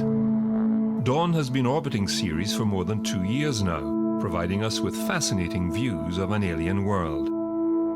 The mysterious bright spots on Ceres appear to be salts deposited on the surface by subterranean activity. Support for this theory can be found in another feature of interest, the bright mountain named Ahuna Mons. We have looking in detail about the shape of the mountain, and we have compared with what we know from volcanic constructs, and we have found that Ahuna Mons' shape is very similar to that of a volcanic dome that is built by very viscous material. When we saw Ahuna Mons, we saw that its shape was very tall. It was very tall and had steep slopes. And that reminded us of certain places in the solar system, including Earth and Mars, that had domes that were formed by volcanic activity of very slow-moving, thick material. However, on Ceres, the temperatures are so cold that the same type of magma on Earth and Mars just can't exist on Ceres.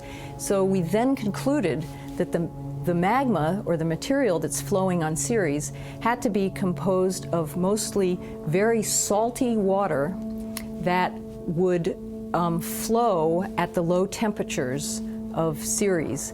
And when exposed to the surface, when they were pushed out onto the surface, they would freeze and form this steep-sided dome. Ahuna Mons is unique in the solar system. There's no other place in the solar system that has a structure that matches that of Ahuna Mons, and it has to be formed by cryovolcanic activity. Scientists at the German Aerospace Center have used stereo images to create a global digital terrain map of the dwarf planet. Another surprise, a study published by lead author Norbert Schorghofer shows permanently shadowed regions at the North Pole. These are expected to be cold enough to accumulate water ice over long time spans. Future spacecraft visiting Ceres are likely to find freshwater ice there. So right now we are not only learning about dwarf planet Ceres, but also about planets and small bodies in the outer solar system, like Pluto and its moon. And so we are in a phase in space exploration where we are learning about a new class of objects. And we are seeing that these objects are surprising, as they have recent features on their surface. These observations tell us Ceres was active in the recent past and might be even active today. And this tells us the importance of sending a spacecraft to a dwarf planet to have a close look at the surface, as we are learning new things that are unexpected. Dawn is now orbiting only 386 kilometers above Ceres, which is closer than the space station is to Earth. And it will continue to return spectacular views. One of the key technologies that made Dawn such a success was its ion drive. Ion propulsion allows us to undertake missions which would be impossible without it. There have been previous missions and tests of ion propulsion to validate the basic technology, but Dawn now has made it a reality. Dawn's the only spacecraft ever in more than 58 years of space exploration to orbit 2 extraterrestrial destinations, the last uncharted worlds in the inner solar system. And it not only allows us to get to these distant bodies, but once we're in orbit, we can maneuver extensively in order to get the best possible science that we can from the mission.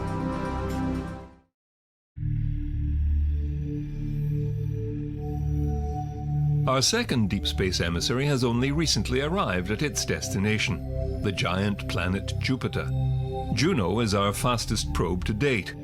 Reaching a top speed of 265,000 kilometers an hour, or 73.6 kilometers a second, it has traveled for almost 5 years to reach its target and orbits the poles of the largest planet in the solar system. Juno's the fastest spacecraft ever to venture into the outer solar system.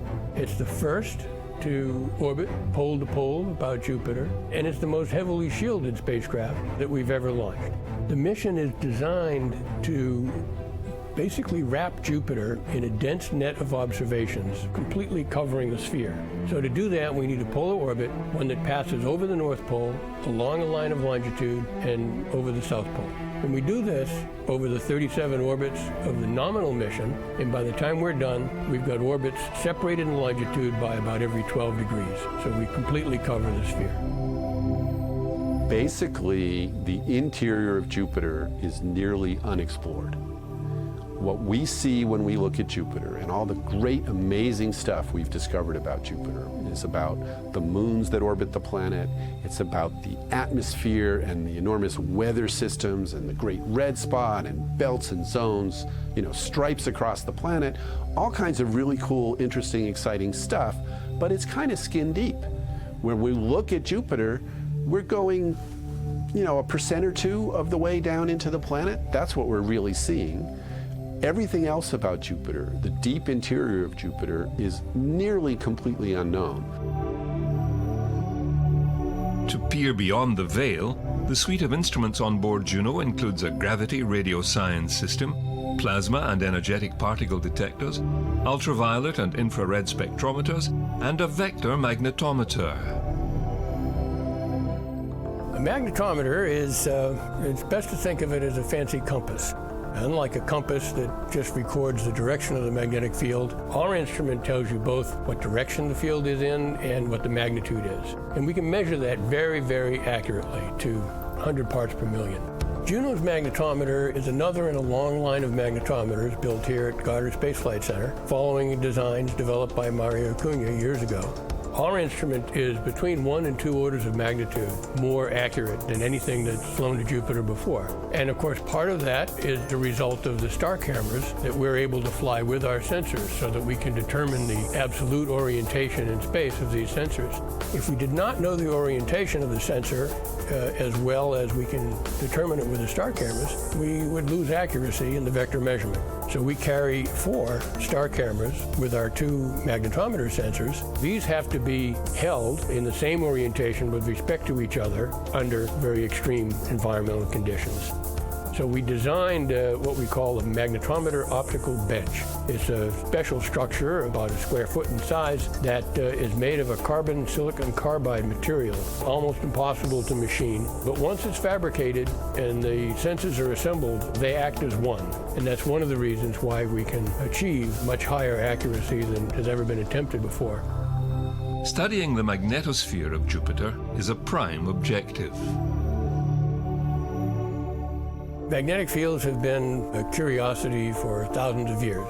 And so, of course, we know now that magnetic fields are generated by what's called dynamo action, the convective motion of an electrically conducting fluid. Even though we can map the Earth's magnetic field with extraordinary accuracy with satellites in orbit about the Earth, the one thing we can't do is see clearly through all the crustal magnetization that is right beneath our feet.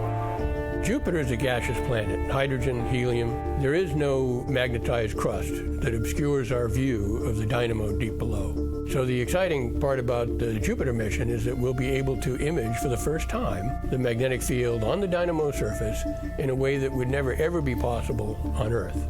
Jupiter is also the planet with the largest magnetic field. Its magnetosphere is huge. If you were to look up into the night sky, and if you could see the outline of its magnetosphere, which you can't, it would be about the size of the moon in the sky. It's a very, very large magnetosphere.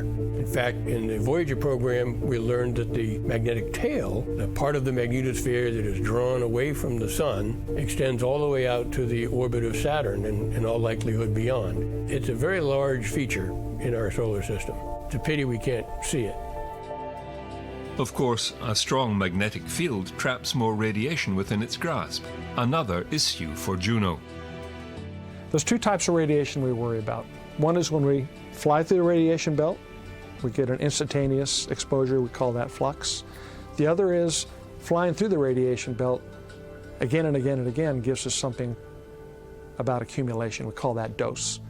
And so in the beginning of the mission, we fly largely close to the planet underneath this kind of flat donut-shaped radiation belt, and then we fly around it. But eventually we fly more and more through the belts, and our radiation levels, every orbit, get worse and worse and worse. We get over 80% of radiation exposure in the last half of the mission. For me, the great excitement is the opportunity to look down and get the first clear, unobstructed view of what the magnetic field looks like on the surface of a dynamo where it's generated. It's always incredible to be the first person in the world to see anything. We stand to be the first to be able to look down upon the dynamo and see it clearly for the first time.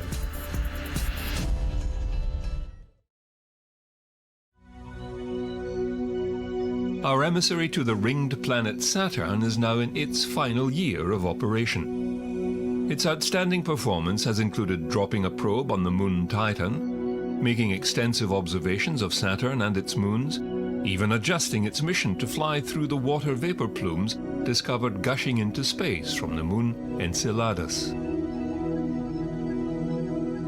Cassini was never designed to look for life in the Enceladus ocean. But it does have powerful instruments that can be used to look for habitability. So we're looking for the conditions suitable for life. Now Enceladus is a tiny moon, but it's really intriguing.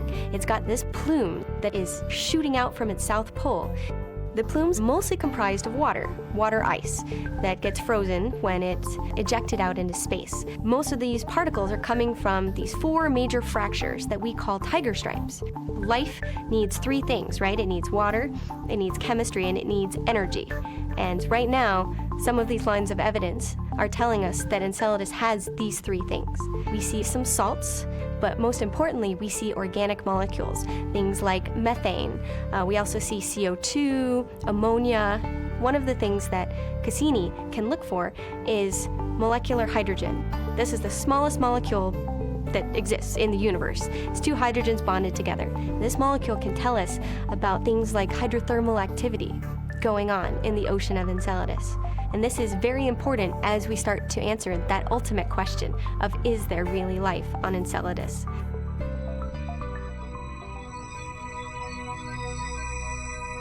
NASA's Cassini mission has begun a daring set of ring-grazing orbits, skimming past the outside edge of Saturn's main rings.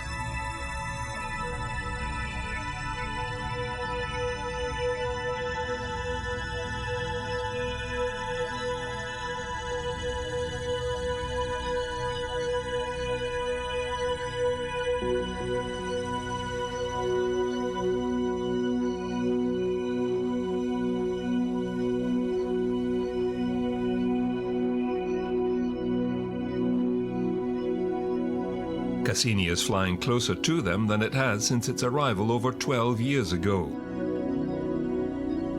It will begin the closest study of the rings and offer unprecedented views of moons orbiting near them.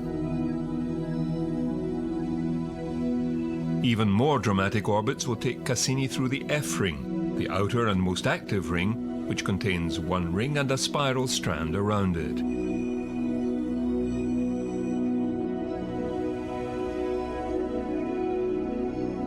Cassini will make its final orbit later this year, and plunge into the Saturnian atmosphere, ending more than 11 years of scientific observations.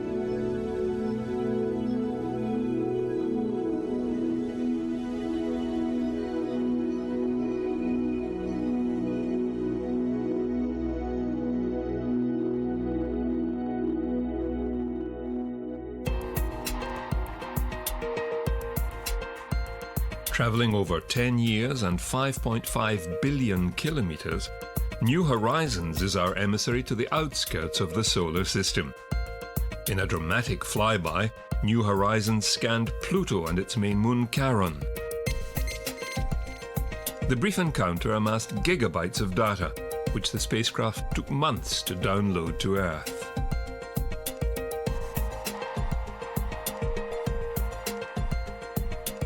Its close-up details of Pluto's terrain generated a great many questions. It looks more complex and highly active geologically than first thought, with solid nitrogen ice forming many fascinating and colorful textures and landscapes.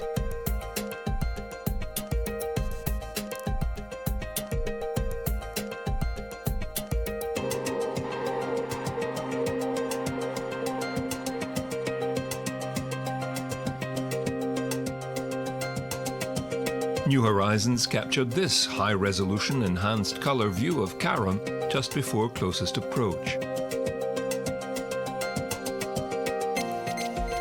Charon's color palette is not as diverse as Pluto's. Most striking is the reddish North Polar region, informally named Maunder Macula.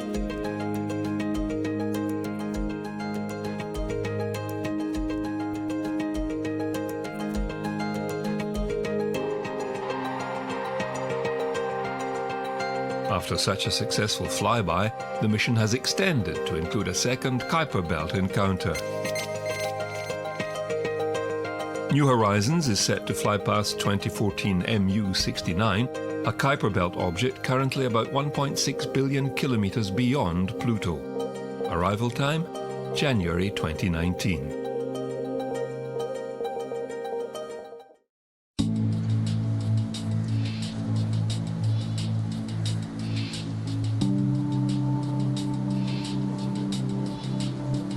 As one mission ends, another is about to begin. BepiColombo, Europe's first mission to Mercury, is currently being put through its paces at ESA's European Space Research and Technology Centre in the Netherlands.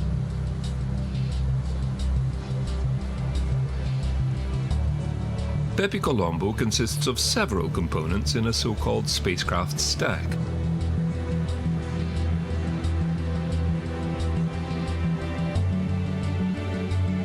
Apart from the two orbiters, there's also the Mercury transfer module, which contains the solar electric propulsion engine to get them there.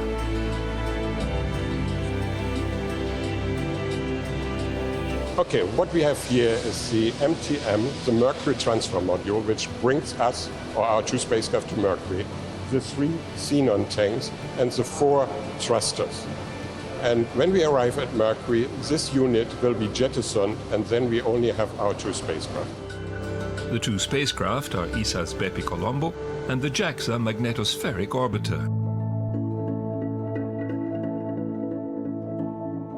Mercury is the closest planet to the Sun in our solar system. Yet despite temperatures reaching around 500 degrees Celsius, the previous NASA Messenger mission found evidence for ice at the planet's north pole.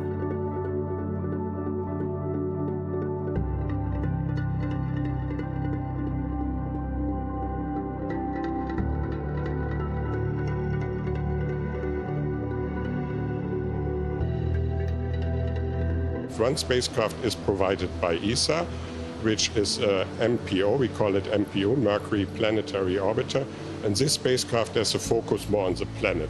We want to observe the planet, do remote sensing, characterize the surface, count the craters, wanting to know about the composition of the surface, the interior of that planet. And in addition, we have a second spacecraft, and this spacecraft is called the Mercury Magnetospheric Orbiter, more focused on the environment, and this spacecraft is provided by the Japanese Space Agency. The Messenger mission found other surprises at the smallest planet in our solar system. It discovered more chemical elements and compounds with small boiling points, known as volatiles, than expected at the surface. MESSENGER focused on the North Polar region, whereas BepiColombo and its instruments will cover the whole planet, as well as exploring its gravity field. One of the special things about Mercury is that it's the only planet besides Earth who has a magnetic dipole field. And so we would like to understand the dipole around Mercury, or how the magnetic field around Mercury is interacting with the Sun. And that's very important for us, because then we can learn for Earth how the Earth's magnetic field is interacting with the Sun. And we have a lot of satellites around Earth which are affected by the solar wind and the interaction. So if we can get some clues about processes on Mercury, we want to learn for Earth. BepiColombo's launch has been set back by minor hardware issues. Now scheduled for late 2018 launch, it is expected to reach Mercury in 2025. With the go-ahead from NASA, the Europa Clipper mission is underway, with the selection of instruments to fly on the spacecraft hopefully in the early 2020s. Its mission is focused on the Jovian moon Europa, believed to hold an enormous ocean of water beneath its icy surface.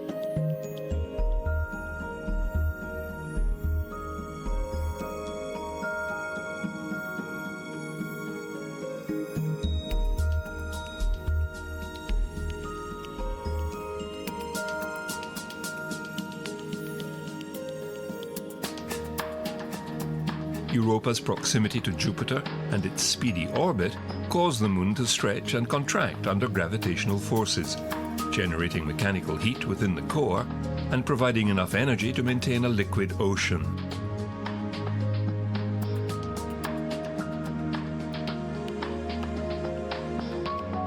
Close inspection of surface areas also predicts that ice movement on the surface, similar to glacial movements, could allow for the formation of liquid water lakes close to the surface.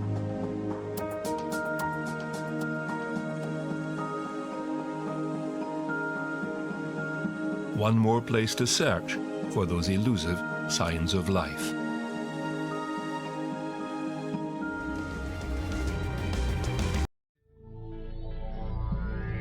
As the latest successes and failures come and go, Mars continues to give up her secrets. Invisible clouds are revealed with ultraviolet light, and the search for the source of methane continues with ExoMars. As we prepare to land humans on the red planet, getting there is one thing. Staying long-term is another. Can we really conquer this planet?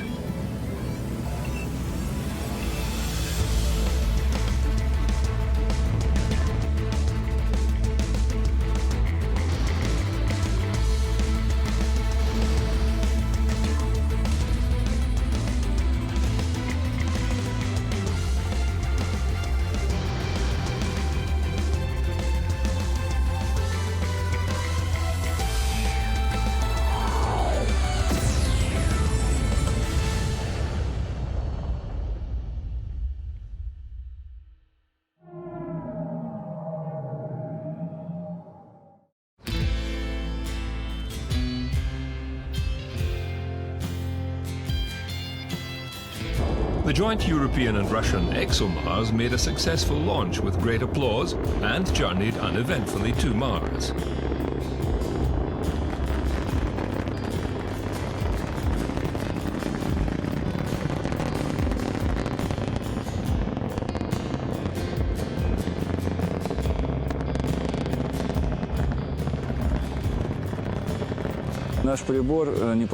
Our instrument is devoted to the measurement of trace gases by measuring the solar radiation passing through the atmosphere of the red planet. Some scientists are trying to determine the local origins of methane gas. Is it a sign of life? We're interested in looking at where the trace gases may be coming from. So, for example, if methane is there in abundance and you see it locally coming from a particular place, you'd like to know whether it's got a volcanic origin, whether it might be old gases that have been trapped in ice that's then released due to sublimation processes, things like that. It doesn't have to be biology. And it's important to recognize here that I'm a little bit of a skeptic. You know, I don't go for this life business. I try to keep the other guys honest. ExoMars made a perfect orbit insertion around Mars and commenced flexing its considerable technological muscle.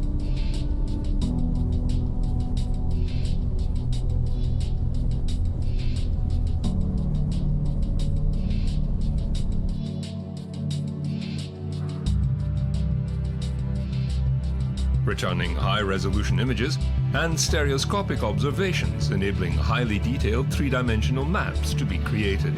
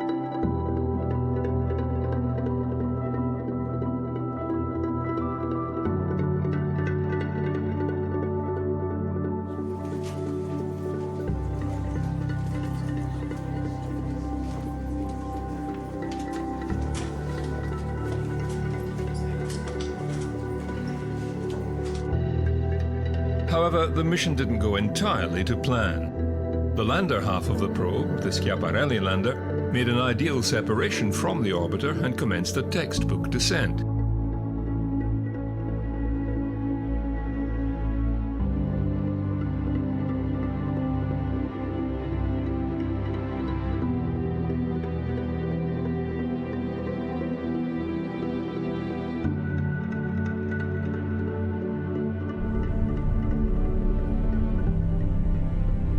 The heat shield functioned as expected, all systems go.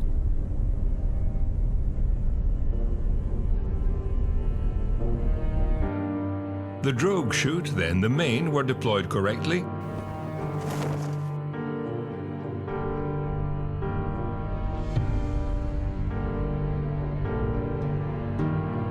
Then the curse of Mars struck.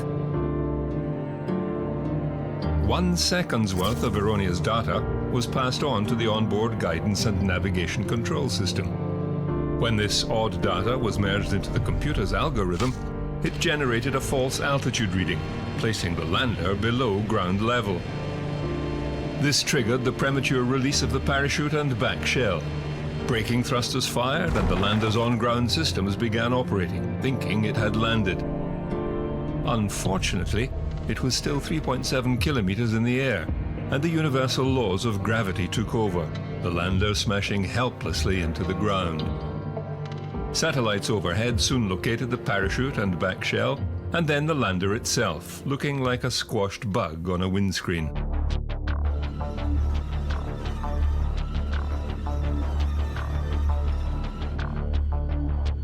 The lander was, however, a technology demonstrator, and the problems that arose could be quickly remedied.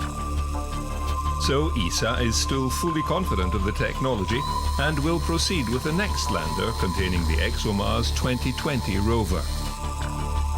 With the latest analytical technology, the rover will drill down as far as 2 meters into the Martian soil, looking for those elusive microbes.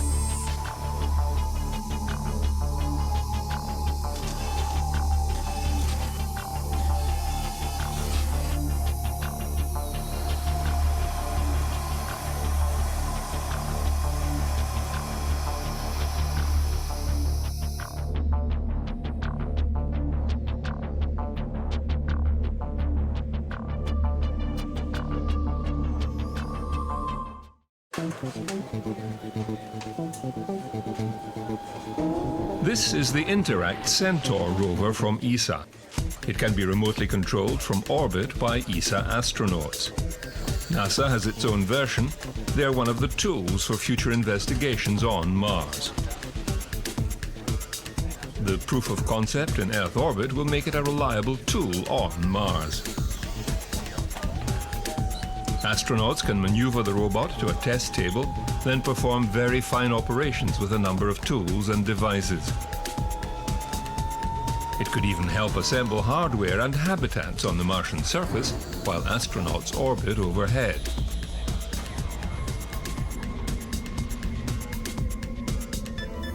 NASA's Curiosity rover continues its epic journey across Gale Crater, covering over 14 kilometers in its 3 years of operation. It will soon be replaced by its smarter big brother, Mars 2020 rover. Built on the same configuration, the 2020 rover looks strikingly similar to Curiosity, with some improvements. A landing hazard redirect feature to avoid any rocky landings, new wheels and treads for better climbing, audio microphones to hear what's going on, and a rock core sampling drill. One of the main goals of the Mars 2020 mission will be to determine the potential habitability of the planet for human visitors. Scientific instruments on board include an advanced stereoscopic imager, environmental sensors for temperature, wind speed and direction, pressure, humidity and dust particle size and shape. PIXL is an X-ray fluorescence spectrometer for chemical analysis of Martian soil. RIMFAX, a ground-penetrating radar to study subsurface geology, and SHERLOCK, an ultraviolet laser spectrometer for the study of fine-scale mineralogy and organic compounds. The final instrument package is MOXIE, a technology demonstrator designed to generate oxygen from the carbon dioxide in the Martian atmosphere, a critical piece of kit if humans are going to survive on Mars.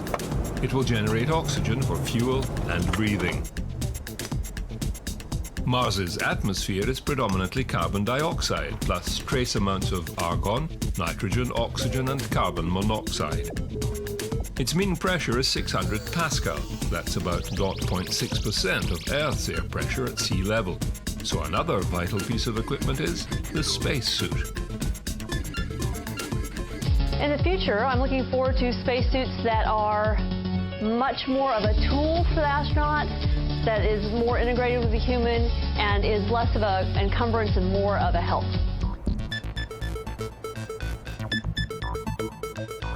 Several spacesuit designs are underway. There are many specific requirements. The flexibility to walk and move on a low-gravity planet, for example, and the ability to bend down and pick things up. They must also be able to illuminate the way forward. Ease of access for donning the suit is important, as are clearly a pressure garment and thermal insulator for the low pressure and temperatures on Mars. The latest prototypes, like the Z2 and the PXS, are going through extensive development for surface use. The Z2 meets the walking and flexibility requirements. PXS is a more traditional style of suit, but also quite flexible.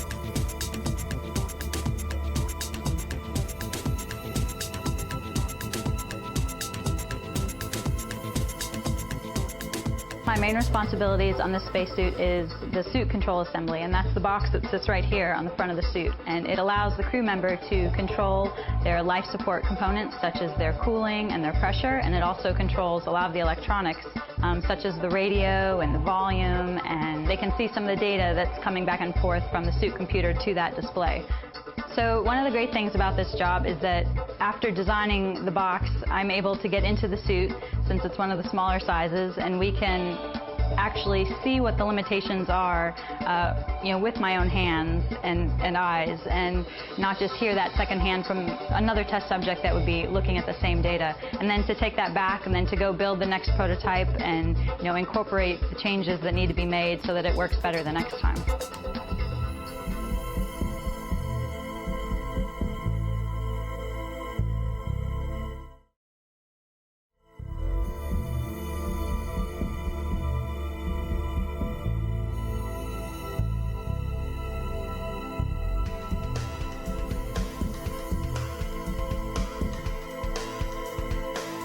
Another critical element for surviving on the Martian surface is power. The sunlight reaching Mars is just a little more than half of what we receive on Earth. In addition, there are regular dust storms, and solar power may not be sufficient of itself. It will have a role to play, but other sources of electric power may be required. NASA has been developing fission power plants for such requirements, working on 2 systems. The less powerful technology demonstrator unit for spacecraft and surface operations requires watts of power numbered in the tens or 100s.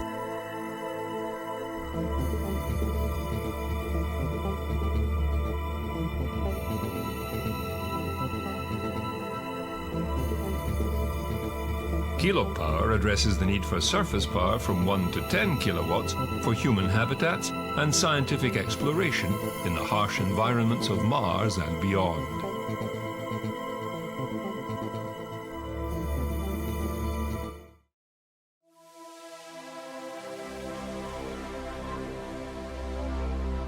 The journey to Mars is a long one, not in kilometers as such, but where the scientific, technical and engineering hurdles that need to be overcome are concerned.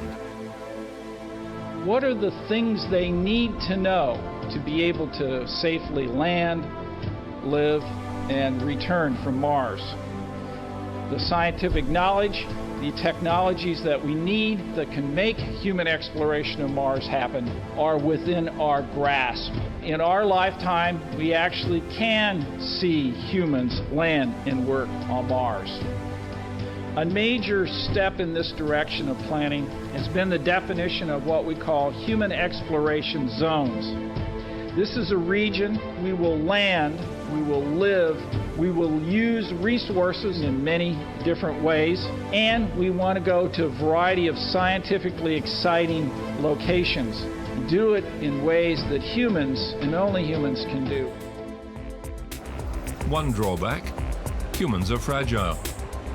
To function correctly, they have a specific set of requirements: atmospheric pressure, air to breathe, water and food for nourishment, rest and sleep, and protection from radiation.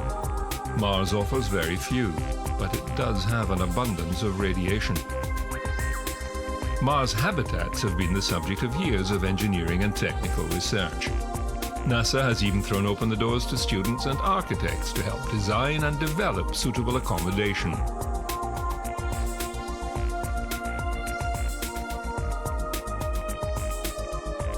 There are minimum requirements around the number of occupants and length of stay. With limits on payload weight and mass, using local resources like sand, rock and ice to develop habitats has been strongly recommended.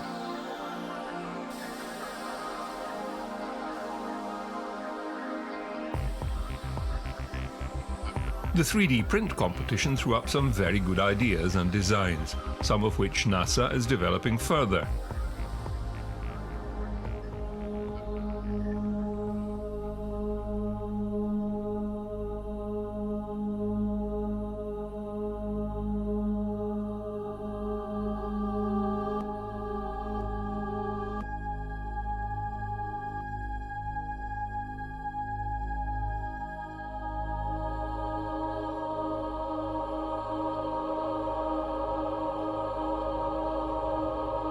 The 3 finalists were Team Lava Hive,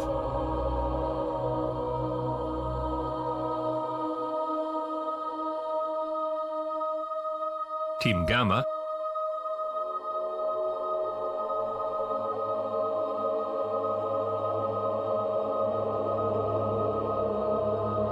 and Team Space Exploration Architecture and Clouds Architecture Office of New York.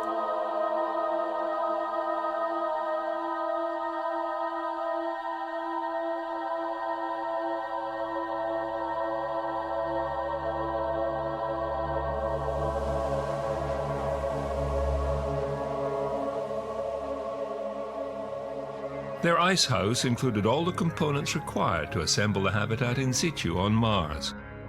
The vehicle lands at the designated site and deploys several robots and water storage assets. The robots set about building a secure base, utilizing local sand sintered together with lasers. An inflatable plastic membrane is then deployed along with internal airlocks. The robots source local water, which is used to 3D print the inner lining of the membrane. Water is an excellent shield for radiation, and being translucent, it allows sunlight in.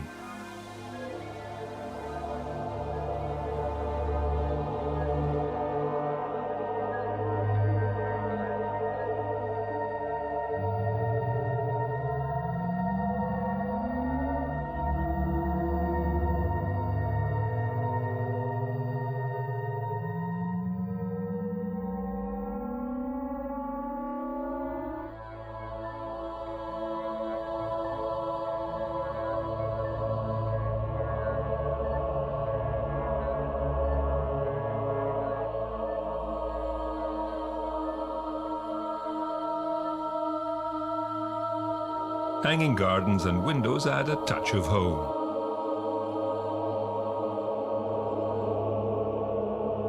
NASA Langley has developed the ice dome concept from this prize-winning concept.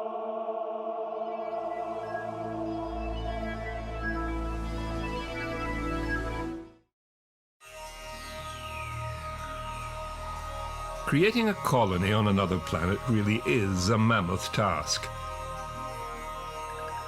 Leaving aside the training, technology and traveling, not to mention the money, building a functional, self-sustaining village will need people from all walks of life. Apart from the scientists, geologists and prospectors there to do the primary job, people will not cope with living in prefabricated temporary shelters. A town will have to be built from local resources. Engineers, builders, fabricators, electricians, plumbers and mechanics will all be in great demand. So will IT and communications experts, doctors, nurses, pilots, farmers, botanists, and the list goes on.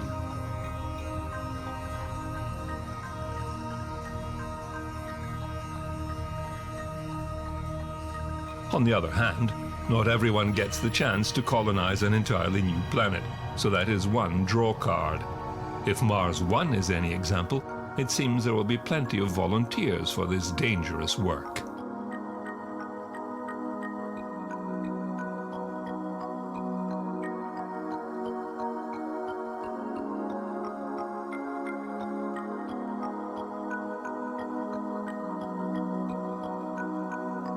One question hasn't been asked yet, and it's of fundamental importance. Can humans live long-term in space or on another planet with reduced gravity, less sunlight, and lower atmospheric protection?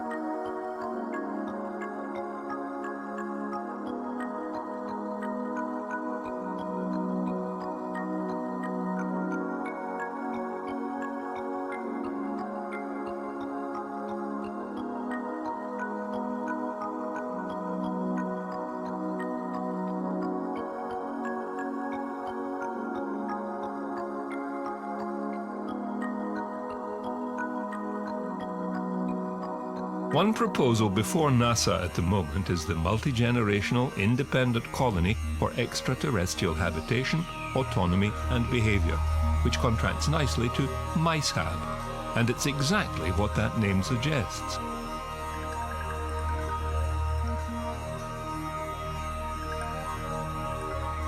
MiceHab is a spacecraft and autonomous support system to study the long-term generational health of mice in Martian gravity. The vehicle would be placed in a stable orbit close enough to the Moon to be within easy reach by manned missions. The MiceHab would be deployed and spun up to Mars-like gravity. It would then support the growth of a large mouse colony for a year or longer, studying reproduction and maturation of lab mice through multiple generations, which is to say, much faster than human subjects.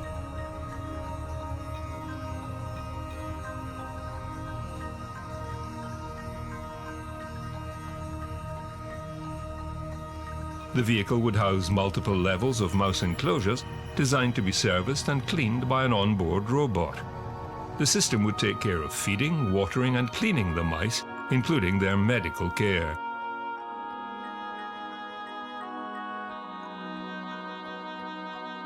Breeding would be selectively controlled over generations in the low gravity. The mice would also be studied for any physical, behavioral or metabolic changes.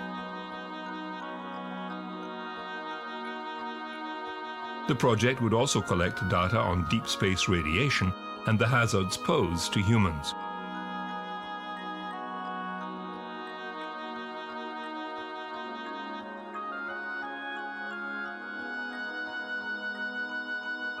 The robotic systems would also provide an in-situ demonstration of autonomous activities like maintenance for long-duration deep space missions.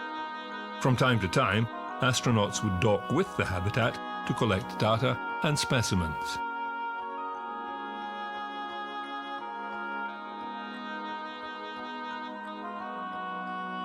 MICEHAB will allow humans to prepare to live independently from Earth in space and on the surface of Mars, and help answer that critical question we started with.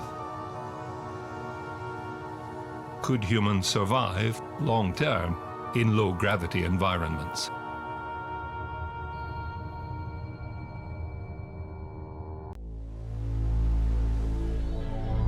Our seafaring nature has translated well to the space age, sailing out into the unknown in search of riches of one kind or another. While Europe and Asia continue their interest in the resource-rich moon, the United States and NASA have set their sights on nothing less than manned missions to Mars. Can they manage to go shore to shore on the most dangerous of unknown seas, deep space?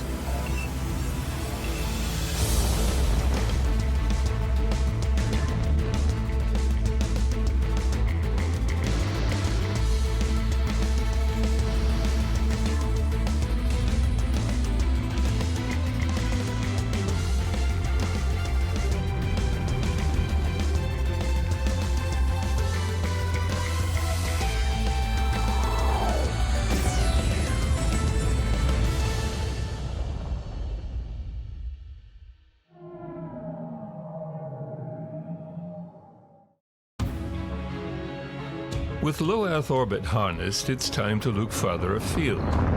To build a spacecraft and rocket system to reach Mars is a mammoth undertaking, but if successful, it will return the United States to the top of the space achievement ladder. The first requirement? A space capsule able to carry 6 astronauts for a long period of time and return them safely to Earth. Orion is its name, and it has flown once already in a shakedown. The next flight will be an unmanned test mission past the moon, followed by a third manned mission. The components for the vehicle are developed around the country, tested and checked, then passed on for assembly. The minutest bolt and circuit is designed, tested, redesigned and tested again. Slowly the systems come together with the aid of some breakthrough technology, particularly in manufacturing methods, new materials and processes. The first thing to notice is that NASA have gone back to the classic conic shape like Apollo, the safest design yet devised. Avionics, control systems, computer software, and a glass cockpit, all state-of-the-art. And the concept was to go with a glass cockpit, and what that means is that the instruments are all images on a computer screen. They are all on the glass. So rather than flipping a physical switch, the crew brings up a computer screen and flips a virtual switch, a little icon of a switch or icon of a valve. And with the exception of 7 panels right around the computer screens, which have about 60 switches, that is all of the cockpit of Orion happens on the glass. One big benefit is a weight savings because you don't have to have a physical switch. And having a physical switch, not only is there the weight of the switch, but you also have the weight of the wire to the switch. And you have to have the weight of circuitry that takes that wire and feeds it into the vehicle computers. Because of Orion's size, its all-important heat shield is the largest one ever made, and new processes were required to manufacture it. The Orion heat shield has got to be able to withstand landing loads on the order of 300 to 400,000 pounds. Because we're returning potentially from the moon or beyond, and the flight duration from the time in which you commit to a return to the time you actually land, the weather conditions on Earth can be substantially different or difficult to predict. And so the Orion spacecraft has to be able to land in the ocean in a wide range of sea conditions, wave height, wave slope angle, and horizontal winds. That is what's driven us to a skin stringer architecture that utilizes a thick laminate composite skin bolted to a titanium substructure. We bond on an ablator called the AVCoat. The ablator is the thermal protection part of the heat shield. The very outside of the ablator actually gets hot enough that it decomposes, and that's the ablation part of it as opposed to an insulator like a shuttle tile. Then come the ancillary structures and equipment that will ride with the capsule. The escape tower, designed and tested, will pull the capsule away from the main rocket in the case of an emergency.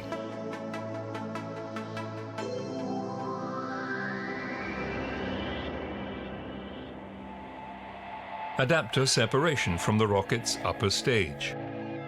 Parachute deployment. The connecting adapter to the EMS.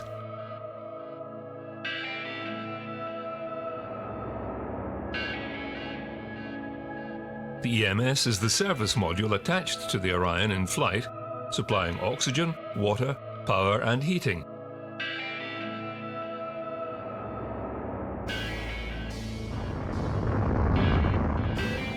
Built by ESA, it is based on their very successful ATV program, which delivered supplies to the ISS. It will also provide the main engine thrust for deep space maneuvering.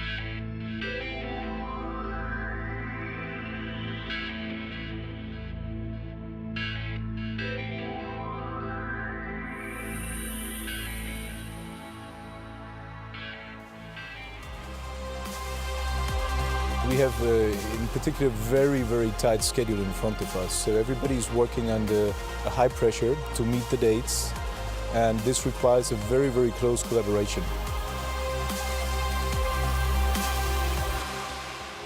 I see a very motivated team, and so far as an agency we are quite happy with the performance of the European industry.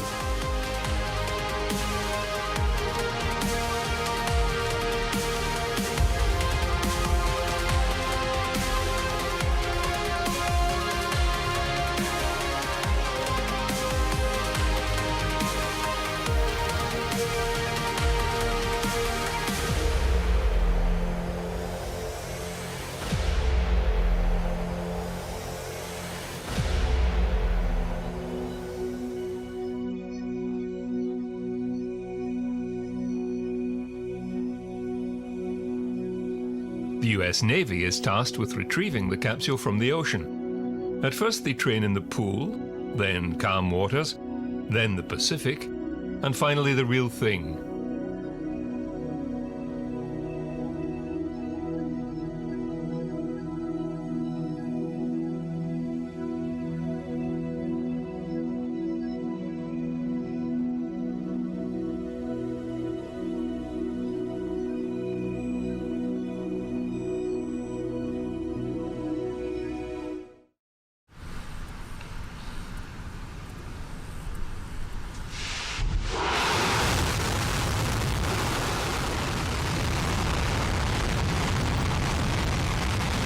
This is the RS-25, the Ferrari of liquid rocket engines and the main engine from the Space Shuttle program. Economically repurposed for the Space Launch System, 4 of these engines will power the main stage of the rocket.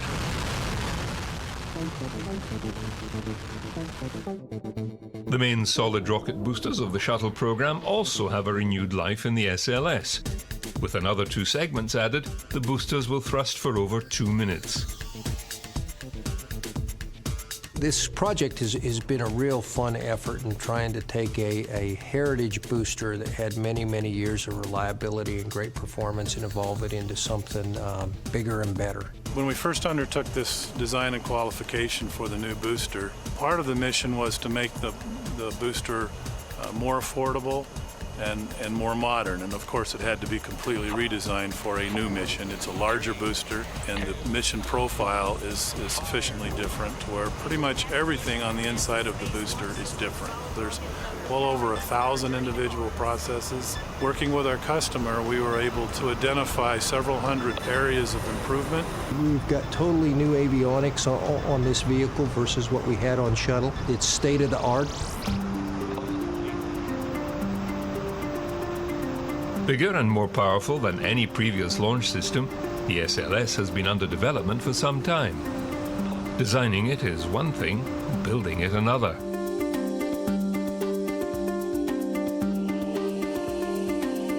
In new or refurbished factories and assembly shops, the body of the largest rocket ever to fly is being constructed one piece at a time.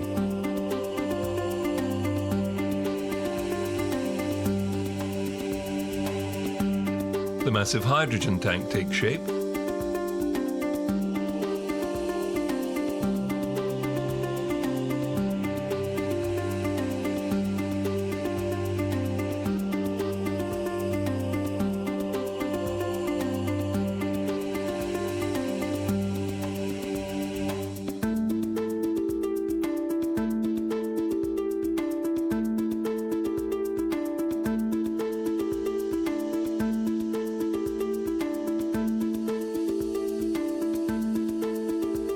The smaller oxygen tank soon follows.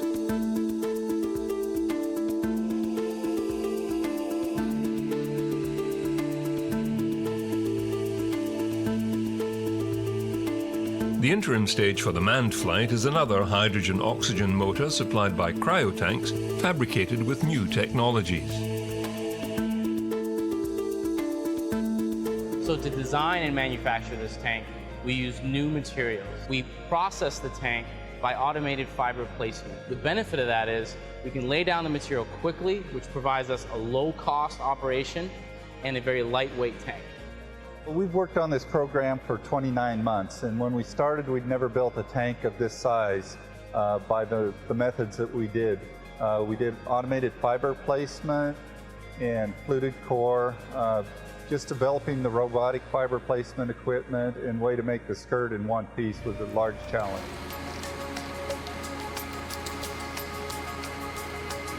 Each exacting piece is fabricated, test articles are run through the mill, vibration tests, vacuum tests, acoustic tests, stress tests. Nothing is left to chance.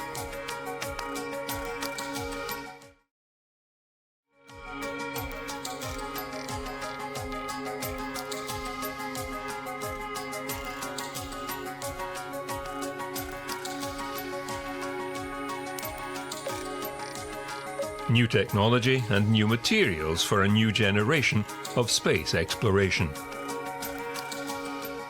So this test, there were several things that we looked at. This was the first time we used those thermal knives to start the deployment sequence, and that allowed cut some tethers that then allowed the solar array to deploy. We wanted to test the locking mechanisms to ensure that it locked properly in space, because anything that could possibly go wrong, we wanted to see test down here so that we can ensure a successful flight.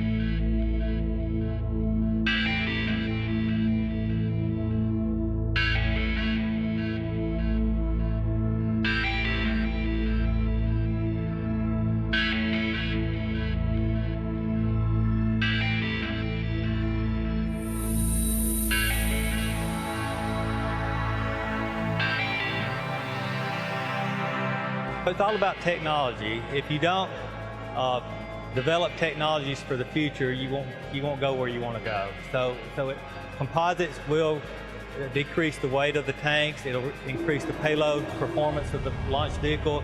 It'll give us, it basically enables things that we don't have today.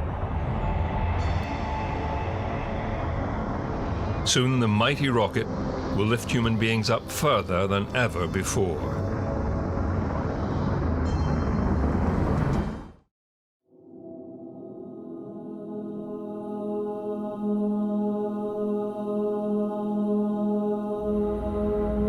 The flight to Mars will be a long one, too long for a crew to sit in a capsule. Habitat and supplies will also be lifted to orbit and assembled. Several companies have been selected by NASA to carry out studies for a suitable system to do the job. A bit of competition is always good for invention. Bigelow Aerospace, with its expandable activity module, or BEAM, currently being tested on the ISS, will develop and test a prototype of X-Base, a 330 cubic meter expandable habitat.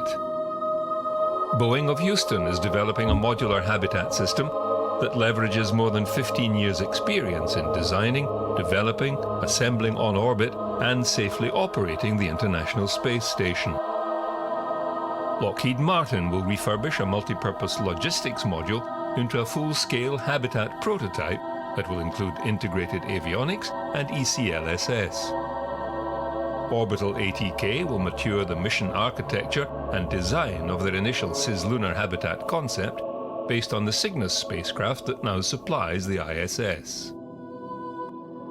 Sierra Nevada Corporation's space systems will study and refine a flexible architecture and concept of operations for a deep space habitat that draws on the lessons of 3 to 4 commercial launches to construct a modular, long-duration habitat. NanoRex, in conjunction with its partners, Space Systems Laurel and the United Launch Alliance, referred to collectively as the Ixion team, will conduct a comprehensive feasibility study regarding the conversion of an existing launch vehicle's upper stage, or propellant segment, into a pressurized habitable volume in space.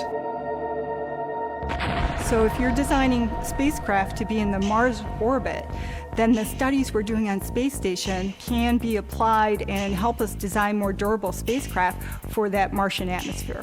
MISSE stands for the Materials International Space Station Experiment. We do study the durability of polymers in terms of their mechanical properties with radiation exposure. And we hear a lot about the radiation exposure impact on humans for flights to, say, Mars. But polymers and other materials that are used on spacecraft can also do great from radiation, and that's one of the things I study. The MISSE 8 experiments do take a little bit of time because we do very careful dehydration measurements of the samples after they've been in space. What we found is that the Teflon erosion rate is highly dependent on the amount of sunlight and possibly the heating too. You need to know which of these environments it's going to be exposed to because it'll erode at a different rate depending on the environment. Assembling spacecraft in orbit and fueling them for the long journey to Mars sounds simple enough. On-orbit refueling is anything but simple. NASA have been developing a system for unmanned refueling for quite some time and have a test article on board the ISS. We can take a pick-and-place robot, put the tool wherever we need it to be, and all it needs to do is drive that tool because the smarts are in the tool. So that's what we learned from working on Hubble, is you put a smart tool with the astronauts and accomplish, both things. You've got smart tools and astronauts working together. Now we're putting smart tools with robots and trying to accomplish the same type of things we did on Hubble. Aimed at developing capabilities for servicing, even refueling spacecraft on orbit, RRM is like doing precise surgery at a distance, doctor and patient separated by the void and vacuum of space. It's tough, but the payoff is huge. Robotics can do things that humans can't do in terms of precision, in terms of control, holding a particular spot for 6 hours while engineers on the ground debate what to do. We can't ask a human to do that. The robot is a very stiff, rigid interface. It's not forgiving like an astronaut's hand, so we have to take that into account.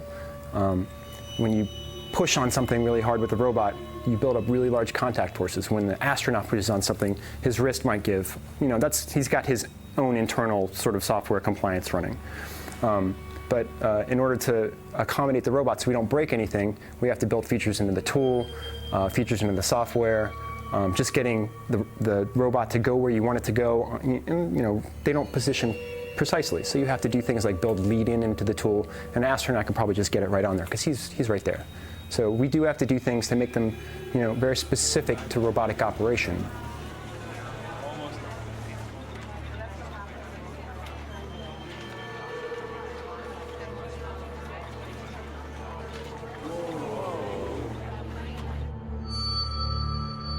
That task successful?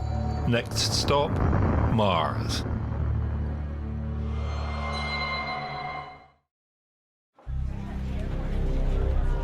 The first manned mission to Mars will probably only orbit the planet, checking out all the gear and processes, even launching communication satellites and finalizing landing sites in preparation for the next mission, which will then make the descent to the surface. And that has a whole new set of problems to overcome. Unlike the Moon, Mars has stronger gravity, about 0.6 of Earth's, but it does have an atmosphere where parachutes can be used, although the atmosphere is very thin and not very deep. Well, it's a funny thing about Mars, but if you take the average of the planet, the average height of everything in the planet, it turns out that most of the north is 2 kilometers below that, and most of the south is 2 kilometers above that. And it's just, we always land in the north because there's a lot more atmosphere. If we land in the south, it's like 4 kilometers less of air to come to a stop. In fact, at the altitude of the mountains in the south, the Mars Science Laboratory was still supersonic as it was descending into the crater that it was reaching in the north. Assuming the need to pre-position habitats, supplies and equipment on the surface prior to a human landing, NASA and its partners are looking at several solutions. One is the HIAD, or Hypersonic Inflatable Aerodynamic Decelerator. This is basically a very large inflatable heat shield, much larger in area than the payload, able to slow the craft considerably faster than a standard spacecraft heat shield. Plans are to test the system on a payload from the ISS, utilizing a Cygnus resupply spacecraft.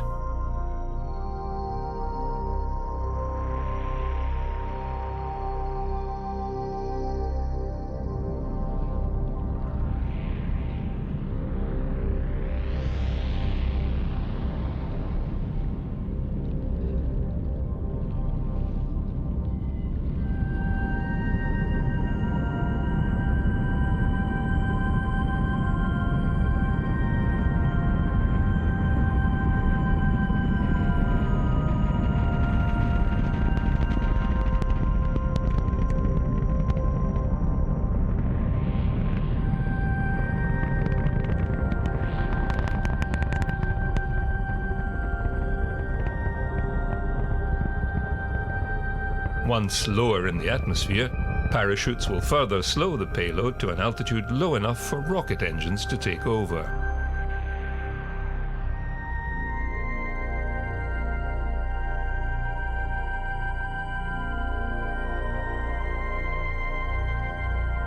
Morpheus and the Zombie flight systems have matured over the last few years and are capable of delivering cargo to a planet's surface autonomously, avoiding rough terrain or other obstacles without human intervention.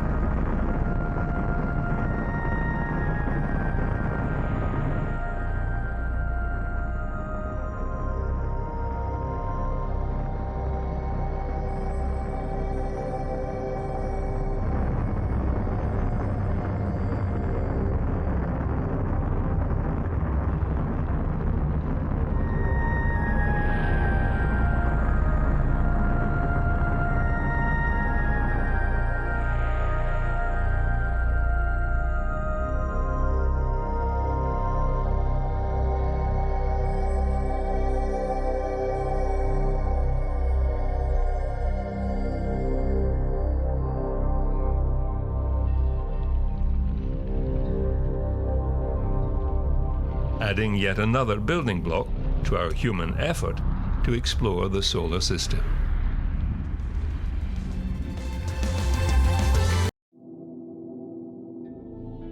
The International Space Station is without question the jewel in the crown of low Earth orbit. Observation post, research lab and classroom all in one. But many other assets orbiting Earth are even more important to our everyday lives, delivering communications, weather observation, global positioning and resource management, and the list is growing every year.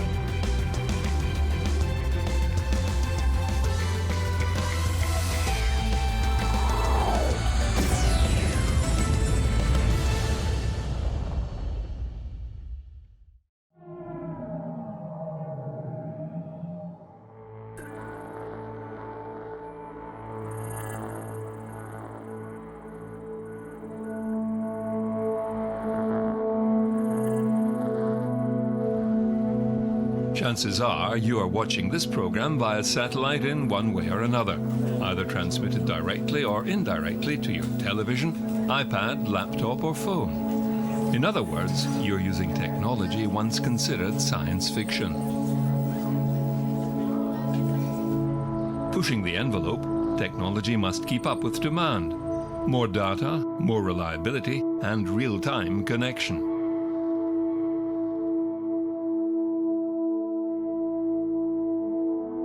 Space-destined hardware and technology are on the cutting edge of science, often introducing new methods of gathering scientific information.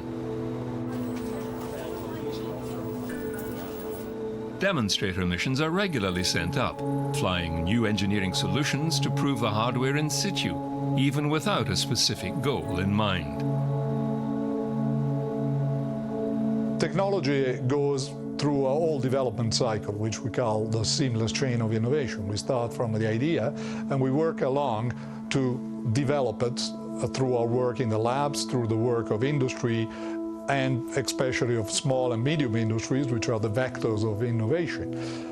But at the end, you need to prove that it works in the real space. And in order to do that, we use these missions that can take the risk of flying unproven technology and demonstrate to the larger missions that they work.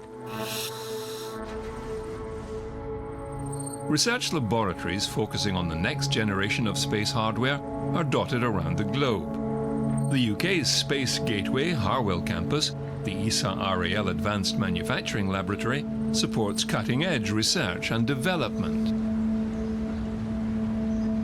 The purpose of the laboratory is basically to assess and pre-screen candidate materials and processes for future space missions. So this will guide ESA, as well as the space community, in focusing their technology investments in the right area.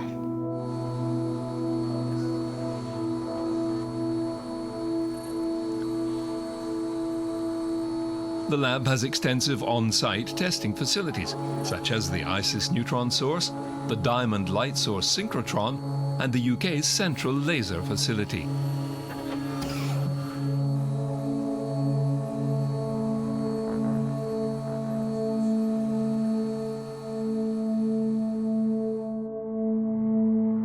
This year will bring the first launch of a satellite using the small GEO platform, Hispasat 36W1.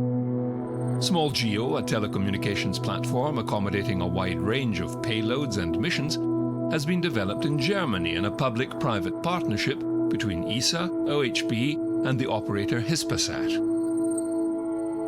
It indeed, because Hispasat and ESA were able to join forces, that we were able to develop a satellite with such a level of innovation. On the one hand, a new platform with a new satellite prime contractor, on the other hand, a payload embarking also a high level of innovation. And altogether, this satellite has been developed, is going to be flown, and we provide very innovative services. So end-to-end, the level of innovation is very high, and indeed, separately, neither Hispasat nor ESA would have been able to undertake such a complex development. With the small GEO, what we have tried to achieve was really to develop a new product in the low end of the telecommunication market. And at the same time, this new product would allow a new prime contractor to become a prominent player of the satellite telecommunication market. That's the OHB, which is the prime contractor of this satellite. This is a class of satellites that only have electric propulsion on board, which is a high-efficient system that allows achieving important mass savings. So we are able to put in space a satellite with a similar capacity of a full chemical one, but with much lower mass, which means less launcher cost, compatibility with more launch vehicles. And again, this translates in advantages for the operators who have at their disposal more efficient technical solutions for their mission. But it's very flexible, so it can also be used for other geostationary applications.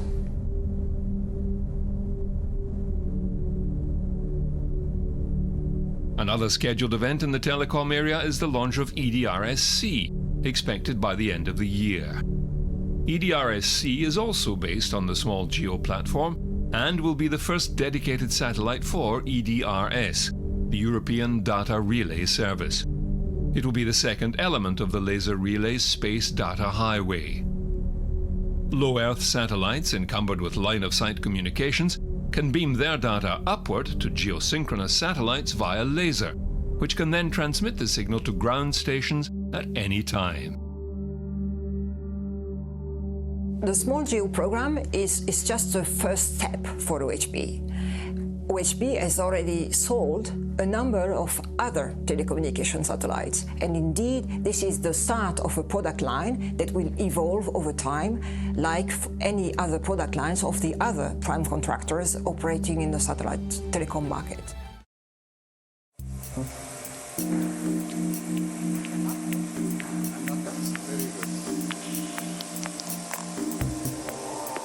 Another area of research has been in cost and time effectiveness in developing satellites. This has led to the CubeSat, several of which have flown in space. Measuring just 10 by 10 by 10 centimeters, these small cubes or nanosatellites have become extremely popular, opening up new possibilities for a wide range of groups previously unable to access space.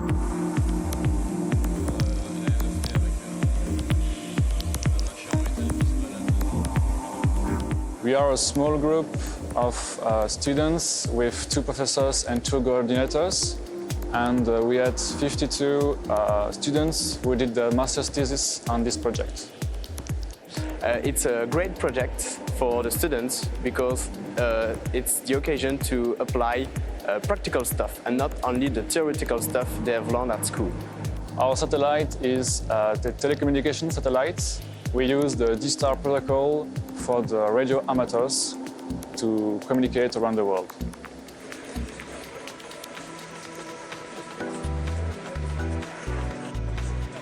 This is really a special moment when we can see that finally the people is installed on the platform that will carry it to space on board the Soyuz launcher. So it's a great feeling to be here in Kourou, in French Guiana, with the satellite almost in space and normally ready to roll.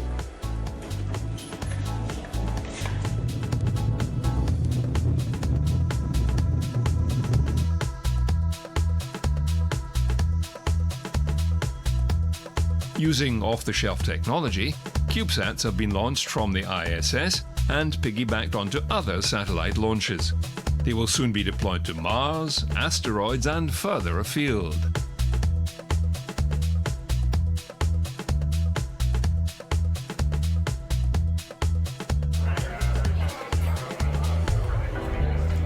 GPS is used every day by people on the ground thanks to global positioning satellites from the United States.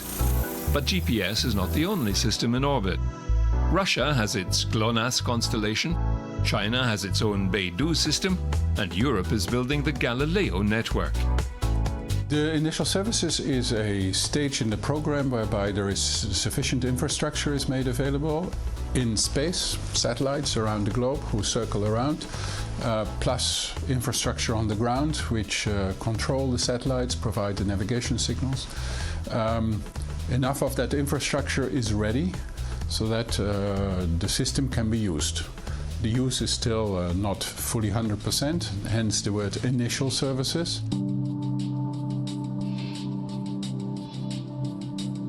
These constellations are not exclusive.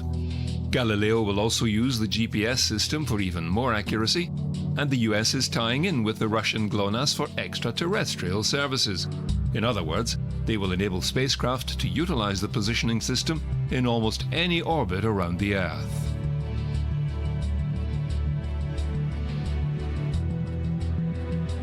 Some of the signals are available only during a certain percentage of the day. The satellites move around, and not all of the day you have sufficient satellites inside. But there is enough to start. And this is a very important moment in the program, an excessively important moment, because this actually shows to the world that the system is really going well. The performance we actually can provide, we know, is excellent. And of course, we will continue building out the full constellation, but the users can actually now start using the satellite system. The European Galileo navigation system is nearing completion. More satellites will be launched this year, adding to a constellation which will eventually number 22. Under initial services, there will be 3 services provided. One is the so-called open service. This is for the mass market. This is where people will use their smartphones, their navigation devices in cars, which will have Galileo-enabled chips inside, which will receive both Galileo and GPS in combination, and it is the combination of the 2 systems which will be used to determine the position of the user. For ESA and the European Commission, when we started with satellite navigation, it was of course not quite clear how really important satellite navigation was going to be. And we had studies, we had our insights in it, and we knew that it would be important. But now we really see how important it is, particularly looking in the future, where we're going to need to have a sufficiently developed satellite navigation infrastructure to support autonomous driving and all sorts of other applications. NASA has already developed specialized GPS receivers for space application. The Navigator receiver from NASA's Goddard Space Flight Center first flew in 2009 and proved to be very successful. A number of future missions in HEO, GEO and MEO plan to work with this receiver using its high-sensitivity signal acquisition and tracking capabilities. NASA's JPL has also developed a Blackjack flight GPS.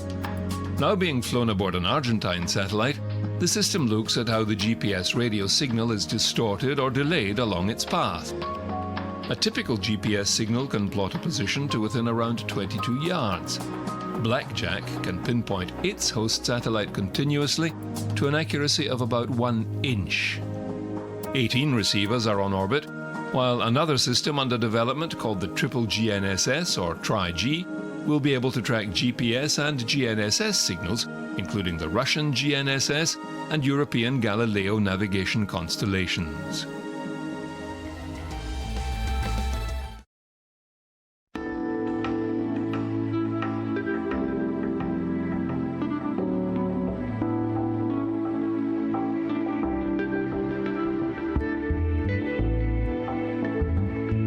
All of our spacefaring nations continue their Earth observation work in collaboration with a number of organizations. The refinement of orbital positioning and unhindered high-speed communications mean more new technologies craft are being added to the armada of observation satellites.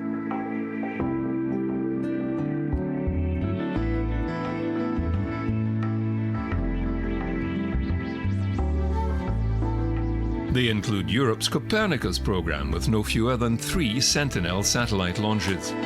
In March, Sentinel-2B will be launched carrying a wide-swathe, high-definition multispectral imager. With Sentinel-2A already on orbit, both Sentinel-2 satellites will monitor land cover, vegetation and water pollution. Now that we get Sentinel-2B to fly together with Sentinel-2A, there's a couple of improvements that we get so far. We have a revisit of 10 days.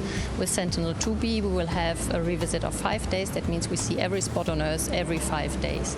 That will help, of course, also to avoid the clouds or to have the chances higher to have no clouds in the various regions of the world.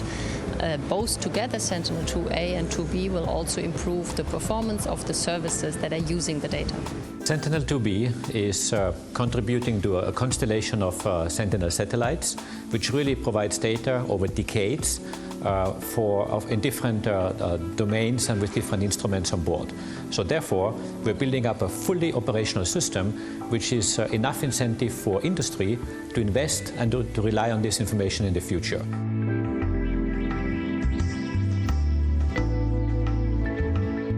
Sentinel-2A is already supporting a lot of applications. They're ranging from, for example, agricultural applications where we can do yield forecast to forest monitoring where we, for example, see deforestation. And besides that, there's plenty of other applications like inland water where we can look at the quality of the water. We can support river monitoring, but also coastal areas where we look at the changes in the coastal regions. On top of that, we recently changed also to acquire the Antarctic region, so we're also now looking at ice and glaciers. Later in the year, 2 more Sentinels, Sentinel-5P and Sentinel-3B, will follow.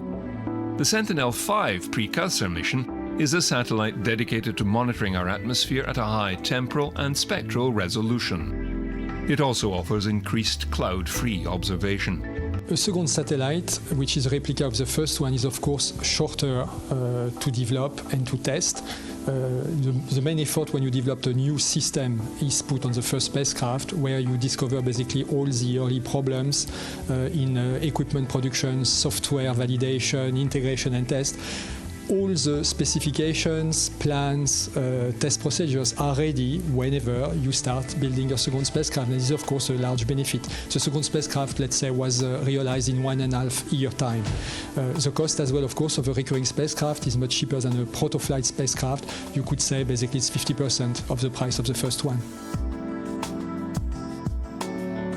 Sentinel-3B is a multi-instrument mission to measure sea surface topography, sea and land surface temperature, and ocean and land color. We are addressing a number of issues that relate to the development of new science, but also operational missions. For example, Earth Explorer missions, the scientific missions, but also we are preparing the next generation of Sentinel missions for Copernicus.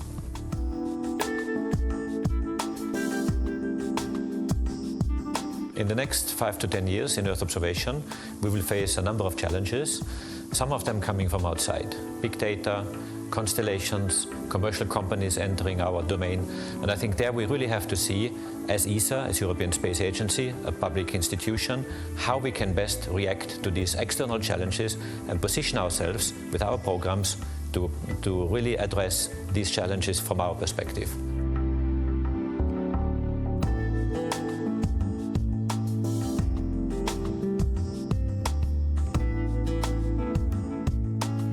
Demonstrating new laser technology, ESA is launching the ADM Aeolus satellite. ADM stands for Atmospheric Dynamics Mission. It will provide global observation of wind profiles. With this mission, ESA hopes to further our knowledge of the Earth's atmosphere and weather systems.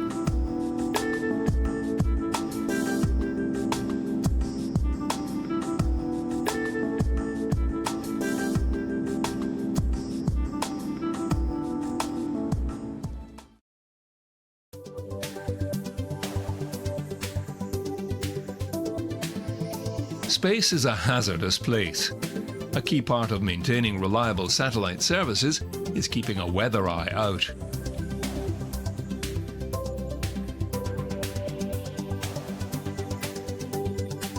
The Earth is constantly being bombarded by damaging solar storms and charged particles ejected from the Sun.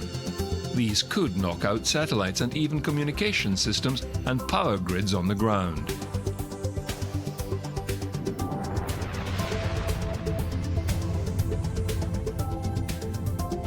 Geomagnetic storms, solar X-ray and proton flux, coronal mass ejections and sunspots all are monitored continuously.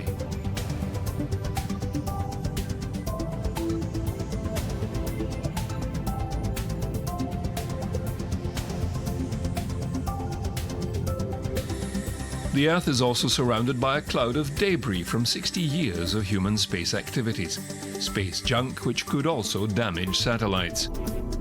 Near-Earth objects also threaten the Earth and could collide with our planet.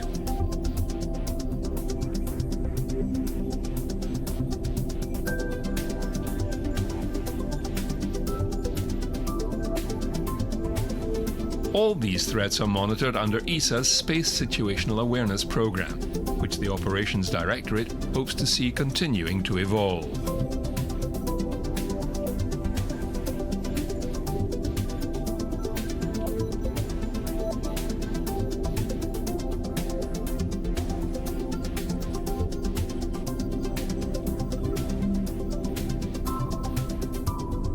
want to protect our assets in orbit and on Earth against impacts from space, may it be from space weather or risks from near-Earth objects. And we also want to protect our spacecraft in orbit from risk, for example, coming from space debris. The Interagency Space Debris Coordination Committee, or IADC, is a forum of 14 nations brought together to exchange information and to research various aspects of this problem. Numerous working groups are studying methods of protection and threat mitigation.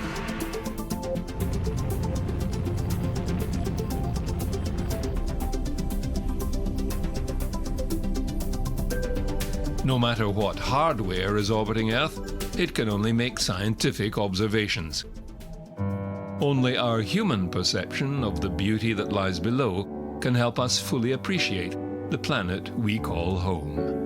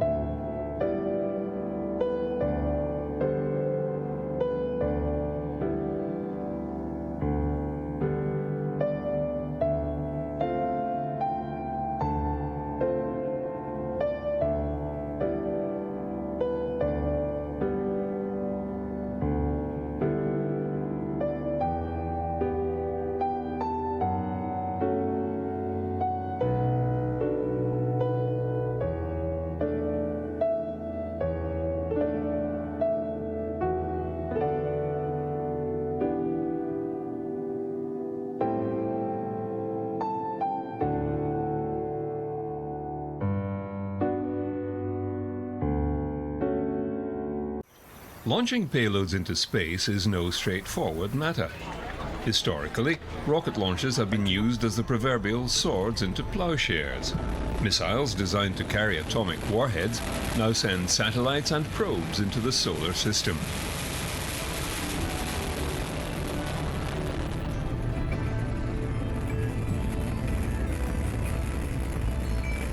Ironically, it's one of the few exploits mankind undertakes that doesn't occur in nature.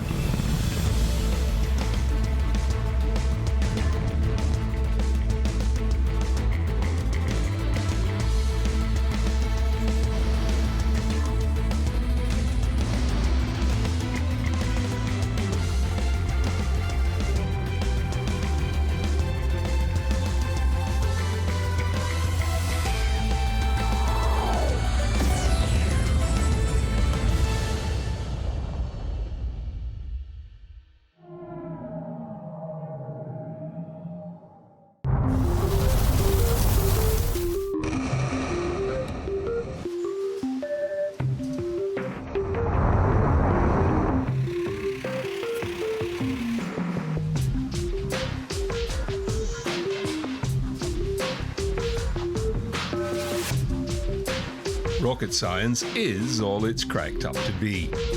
Bringing together the mathematical, engineering and mechanical skills required to design, build, test and successfully launch a rocket into space is a mammoth technical undertaking.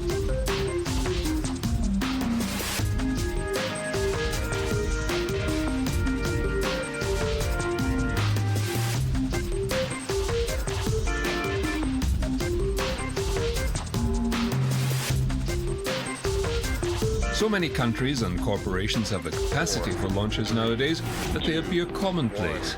0. Only the keenest science geeks seem to watch them these days, unless, of course, something goes wrong, and then everyone is hooked.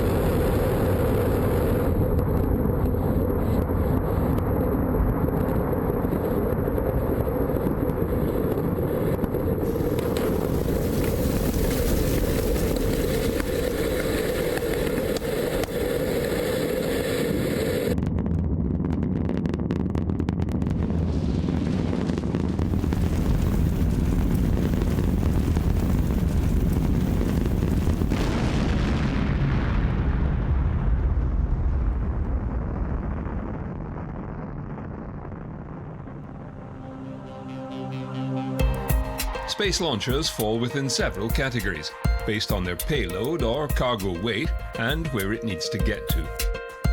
The unsung heroes are the commercial satellite delivery systems, providing light and medium lift capability to low Earth, polar or geosynchronous orbit.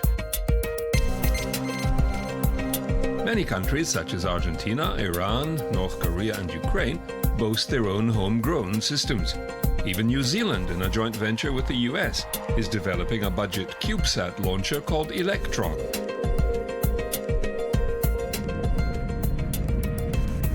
The Soviet Union, first to harness its ballistic missiles, has several workhorses like the Proton rocket family, the Rokot, Zenit, Dnipro and sea-launched Volna systems. Ukraine in its current form inherited some of these rocket systems after the Soviet breakup.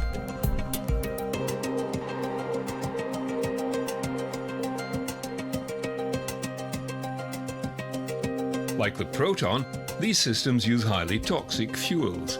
They will be phased out by 2030 and replaced by the Angara rocket system, which is both environmentally friendly and modular in construction to save launch costs.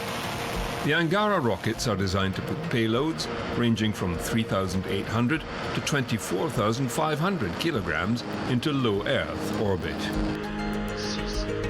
The Russian Soyuz rocket, designed in the 1950s, has proved to be the most reliable rocket system ever flown. Upgraded to version 2, it will continue to operate alongside Angara. The Russians are also looking to develop a replacement for their aging Soyuz TMA spacecraft, with several designs already on the drawing board.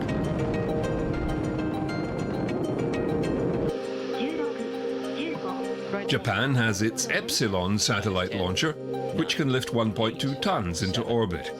Their H2 continues to evolve, the B variant delivering cargo missions to the ISS. Ignition. And liftoff.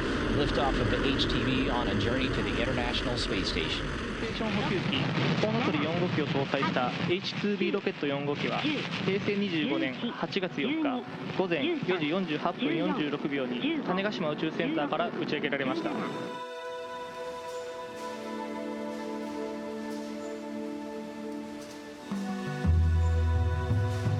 India's ISRO space organization has developed a range of vehicles for delivering satellites, either to polar orbit with the PSLV or geosynchronous with the GSLV Mark II.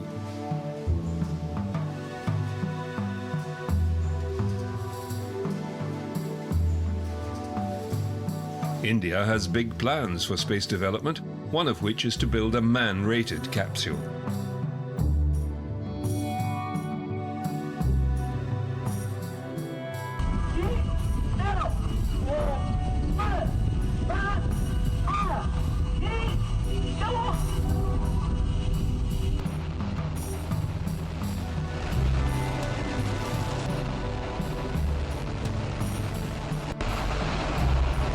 The Chinese Long March series of rockets has made steady progress and powers China's manned space program. Even they are becoming environmentally conscious as well.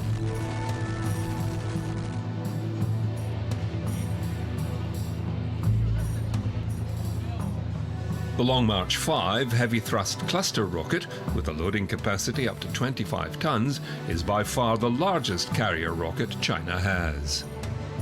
Compared with previous rockets, the biggest difference is the non-toxic propellant in hydrogen-oxygen engines and LOX kerosene engines that will not pollute the environment.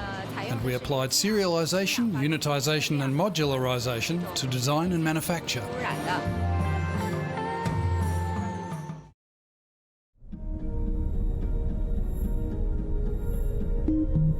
Another major player in launch capability is the European Space Agency ESA, with its facility at Kourou in French Guiana.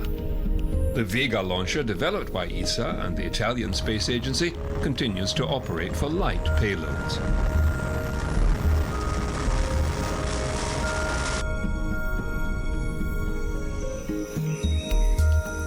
The real European success story, however, is the Ariane 5 heavy lifter, the workhorse for ESA and the CNES. But it too will shortly be replaced by Ariane 6.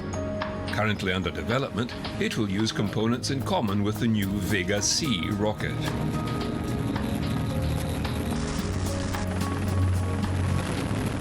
Ariane 6 will reduce the cost of our launch service by 50% compared to today. So you have to realize that in just 4 years, we are reducing the cost of a launch service in Europe with 50%. And that is, of course, a major step. And if you think about Ariane 6 in a double launch configuration, we are able to offer a price which is really, really attractive, also in comparison with the competition. So the situation that we will have with Ariane 6 and Vega-C will be exactly the same in terms of what we can launch as we have today with Vega, Ariane 5 and Soyuz. We can launch every satellite with these two launches in the future. It is very clear that the international competition is getting more and more intensive. This is very clear, especially from the American side. We can see that there is a systematic, let me say, aggressive approach of the market to gain market share by American suppliers of launch services.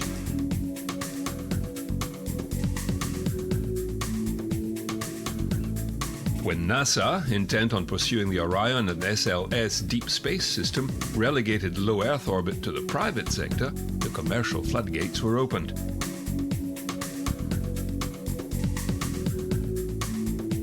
The United Launch Alliance took over the existing NASA hardware and services and now operates the venerable Atlas V, along with the Delta II and heavy lift Delta IV systems. It's now developing the Vulcan rocket for future expansion.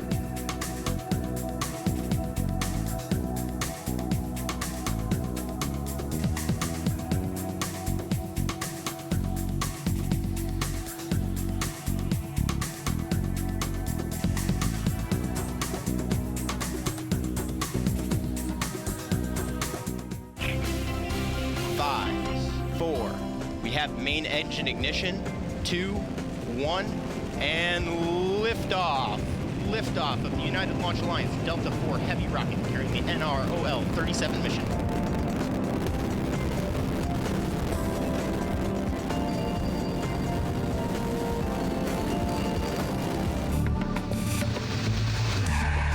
The Vulcan Centaur vehicle will be a high-performance, lower-cost, best value vehicle. We're going to maintain our mission success history that we've had with Atlas and Delta. So we've got two main engine suppliers, Blue Origin with the BE-4, which is a natural gas-powered engine, and we've got the AR-1 from Aerojet Rocketdyne, that is the RP-1 configuration.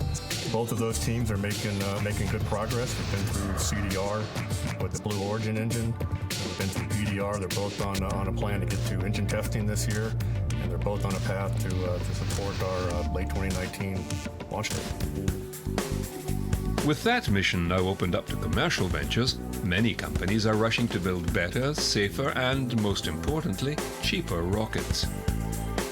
Two private service suppliers for NASA are Orbital ATK and SpaceX.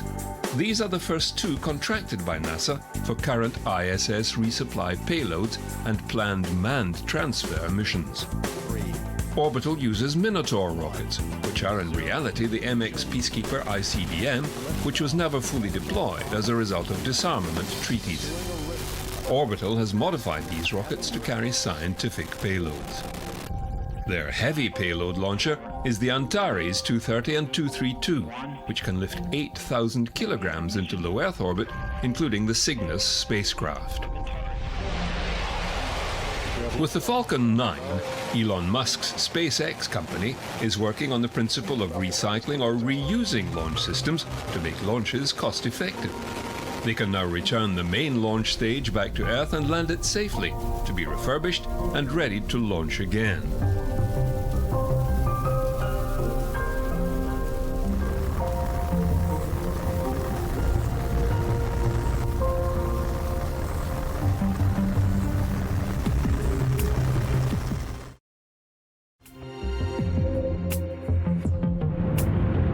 Working on their heavy lift Falcon, which will be able to lift 54,000 kilos into orbit, or 13,600 kilograms towards Mars, and then return to the launch site for reuse.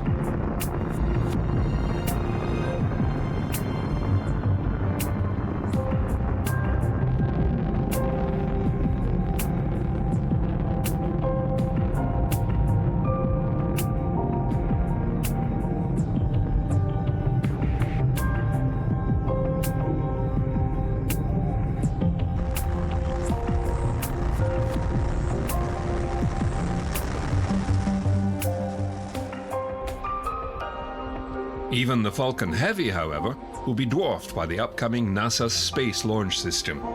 It will tower over everything previously seen, with the capacity to put 130,700 kilograms into orbit or send 52 metric tons into deep space.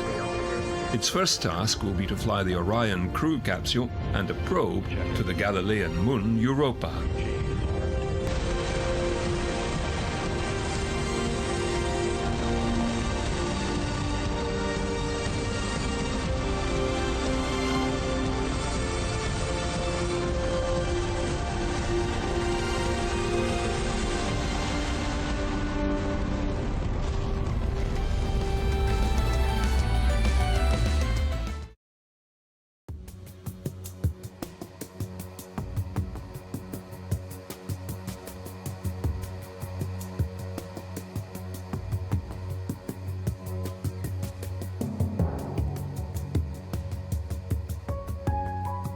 Sending humans into orbit is another matter altogether. Here, launchers have to be incredibly reliable and able to lift very heavy payloads safely. In other words, they have to be man-rated.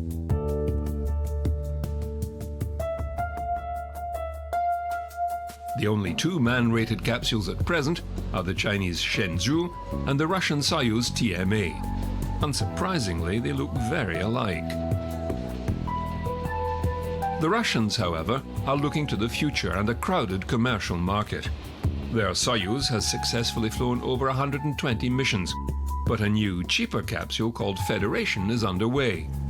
It will carry up to 6 cosmonauts and will be competing against NASA's Commercial Crew Development Program, which has Boeing and SpaceX delivering cargo and soon astronauts to low Earth orbit.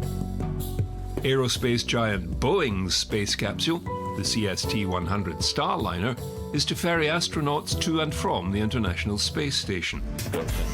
Starliners go. When you're sitting in the capsule on top of a rocket and the final moments of the countdown are happening, it's exciting. It's like being on the top of that roller coaster when you're a little bit scared, but you're really pumped because this is what you've been working for all your life, taking that next step into exploration.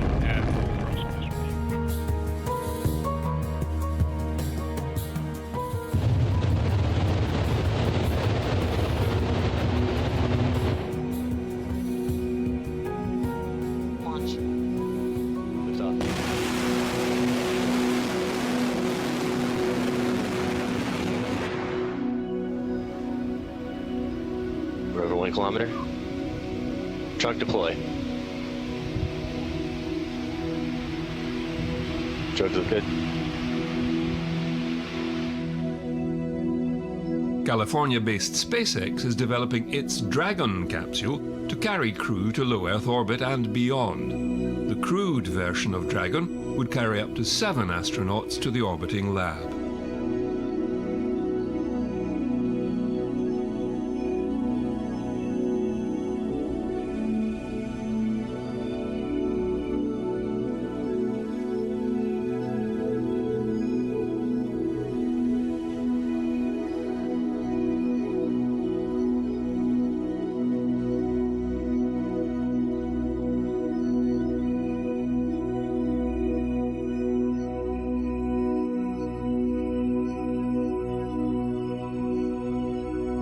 Blue Origin is a strong competitor to both contractors, but its sights are on the tourist suborbit segment. They too have designed their rocket to return to launch for reuse, and their capsule, the Blue Shepard, can hold 6 paying customers.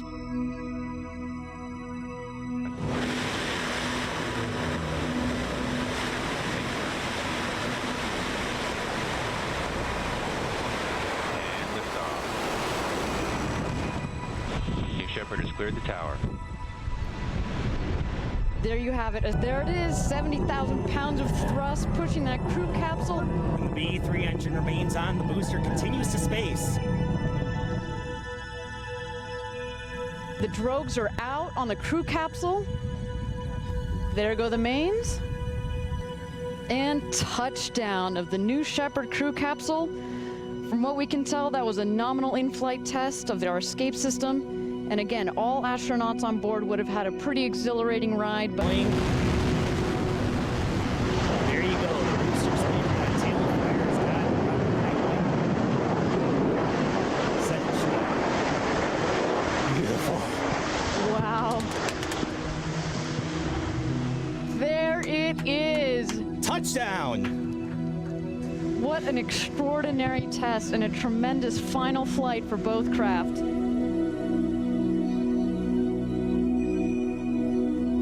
Their main rival will probably be Virgin Galactic or Vulcan Aerospace with their air-launched systems.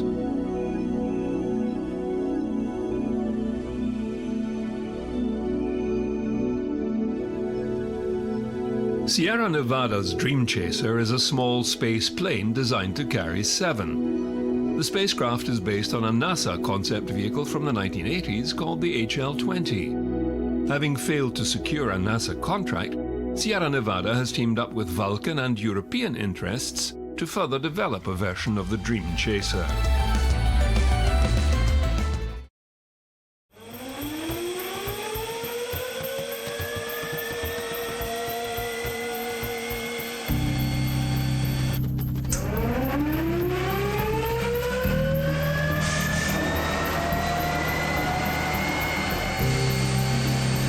Advances in aeronautical engine design have led to the Sabre. We're actually at Reaction Engines test site at B9. What is very significant about this is that we are in the process of testing a very, very important development in aerospace propulsion, which is a pre-cooler, a device for cooling the air entering a high-speed engine so that the engine can continue to operate pretty much as normal.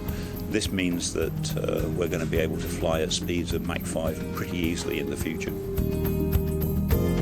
It is in effect a rocket engine burning hydrogen and oxygen. That in itself is not unusual, but whilst in the atmosphere the oxygen is taken from the air, cooled to liquid temperatures and fed directly into the combustion chamber, once outside the atmosphere, the engine resorts to the liquid oxygen carried on board, like a conventional rocket engine. Skylon will be powered by 2 Sabre engines and operate like a conventional aircraft capable of flying directly into orbit, transporting 15 tons of cargo into space and returning for a runway landing.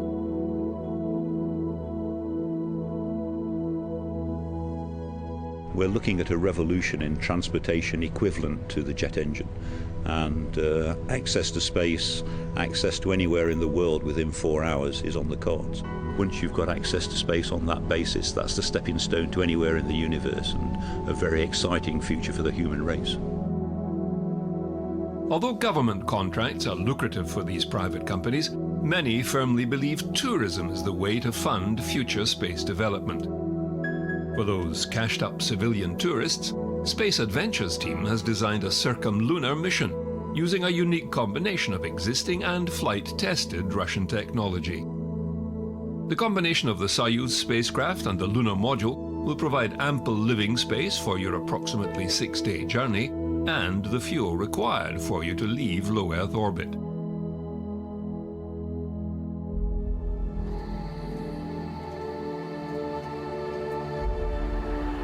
Perhaps the most ambitious is Elon Musk's SpaceX interplanetary transport system, helping make humanity a multi-planet species.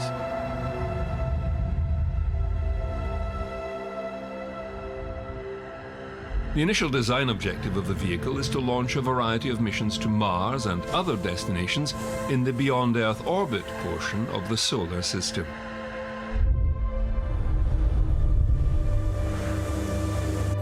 The large payload capacity of the launch vehicle, with the ability to place 300 tons into low Earth orbit, places it into the super heavy lift class.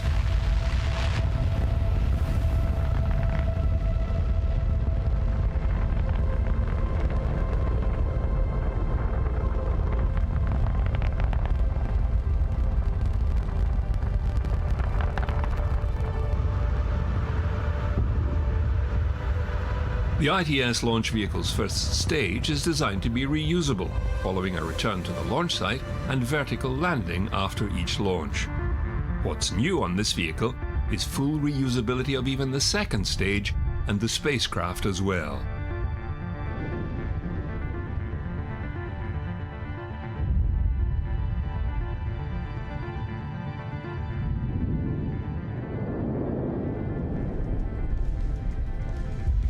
Cheap, safe space travel for all is just around the corner.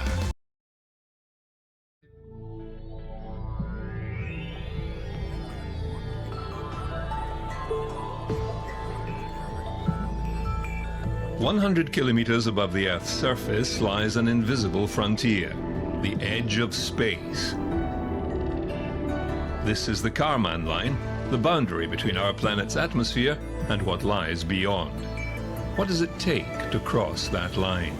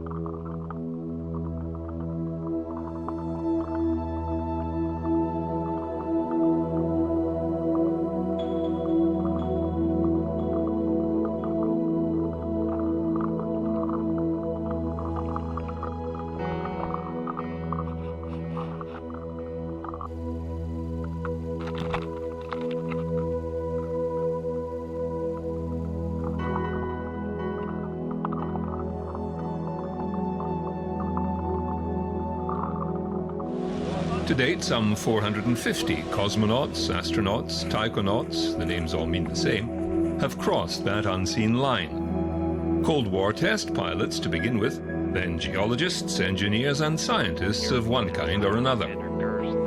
Mission specialists now come in all sizes and nationalities. Even politicians and cashed-up tourists have gate-crashed the space party. But how do you earn an astronaut's wings?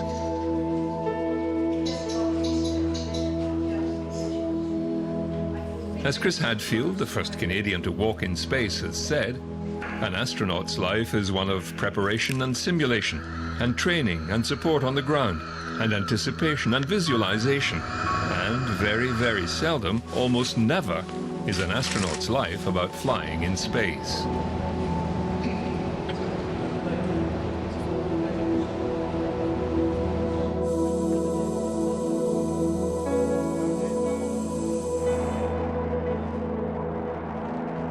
In one sense, the key to becoming an astronaut is simple: brute force.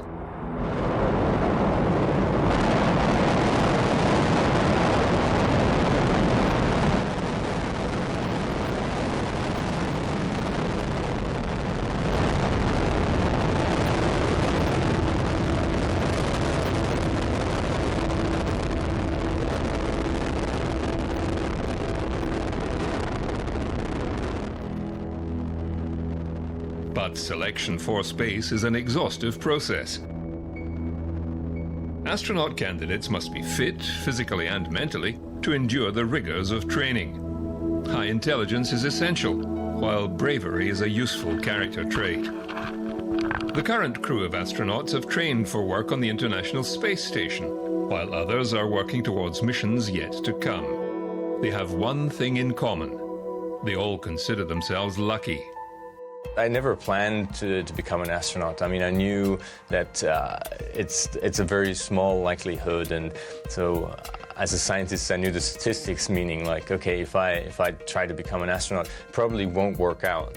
So for me, applying with ESA to become an astronaut was not as much a thing of me believing that I would become an astronaut, but more trying to give my dream a chance that I had, that I knew I was always looking forward or trying to see, do I have a chance to actually go there?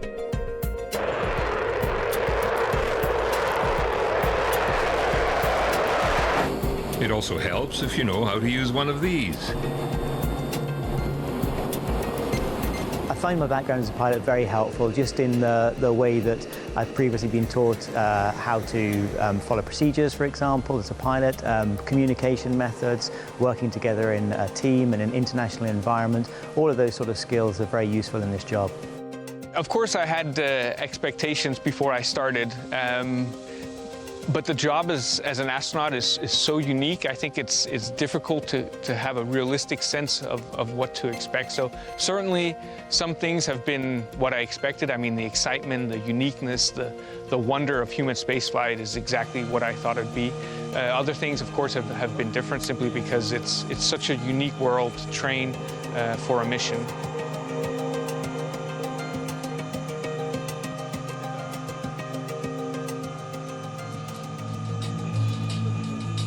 Astronaut candidates should expect a 2-year period of training and evaluation. Learning to live and work in extreme environments comes right at the start. Movie buffs will recall Key Largo in Florida as an isolated place for Humphrey Bogart. Now it houses NASA's NEMO facility Aquarius, training astronauts for both the ISS and future asteroid missions.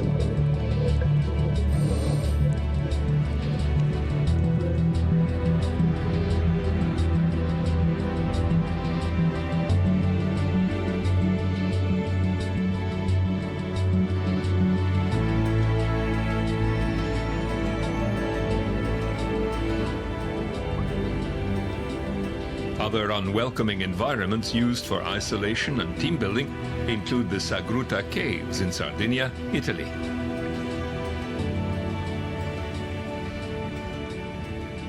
The ESA Caves mission that I was a part of a few years ago, where I spent a week living underneath the ground in a gigantic cave system. The 2 NASA NEMO missions that I've been able to participate in. I mean, all these things are fantastic opportunities in and of themselves. And just having those opportunities without going to space would be fantastic. But so to have them and then to go to space as well is just really it's what makes this job so unique and so fantastic. Of course, spaceflight training is not easy. I think that's clear. I mean, for 3.5 years, you have to travel almost every 3 weeks. You fly over the Atlantic, you're in different training locations. You spend about 5% of your time at home. And if so, maybe then just a weekend here or there. So it's a challenge. Training takes us all around the world into every center. I've already done 2 or 3 orbits around the world, but just in a plane going from NASA to Russia to Japan and back to Europe. So it's already, the training as an astronaut in itself is already rewarding. I mean, it's already the dream job.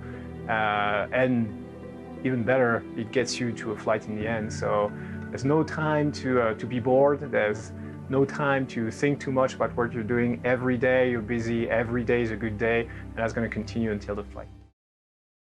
Use the ladder. Okay. Careful, and I'll just follow you. And we'll sit down there. Space training in Europe begins at the European Astronaut Center in Cologne, Germany, where trainees learn the essentials of maintenance and repair of onboard systems. You would be asked to actually either remove or clean or just inspect the filter. We would need to close the ladder. They also continue their basic EVA training in another unfriendly environment, underwater.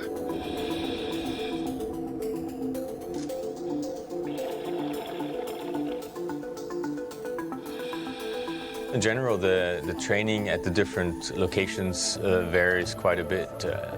First, there's the technical side, which means like we're training in Japan on the systems that Japan supplied to the space station. In Russia, we're training on the Russian segment of the International Space Station. In the US, we train for the US side. And at ESA, we train for Columbus and ATV, which are the modules that ESA supplied to the space station.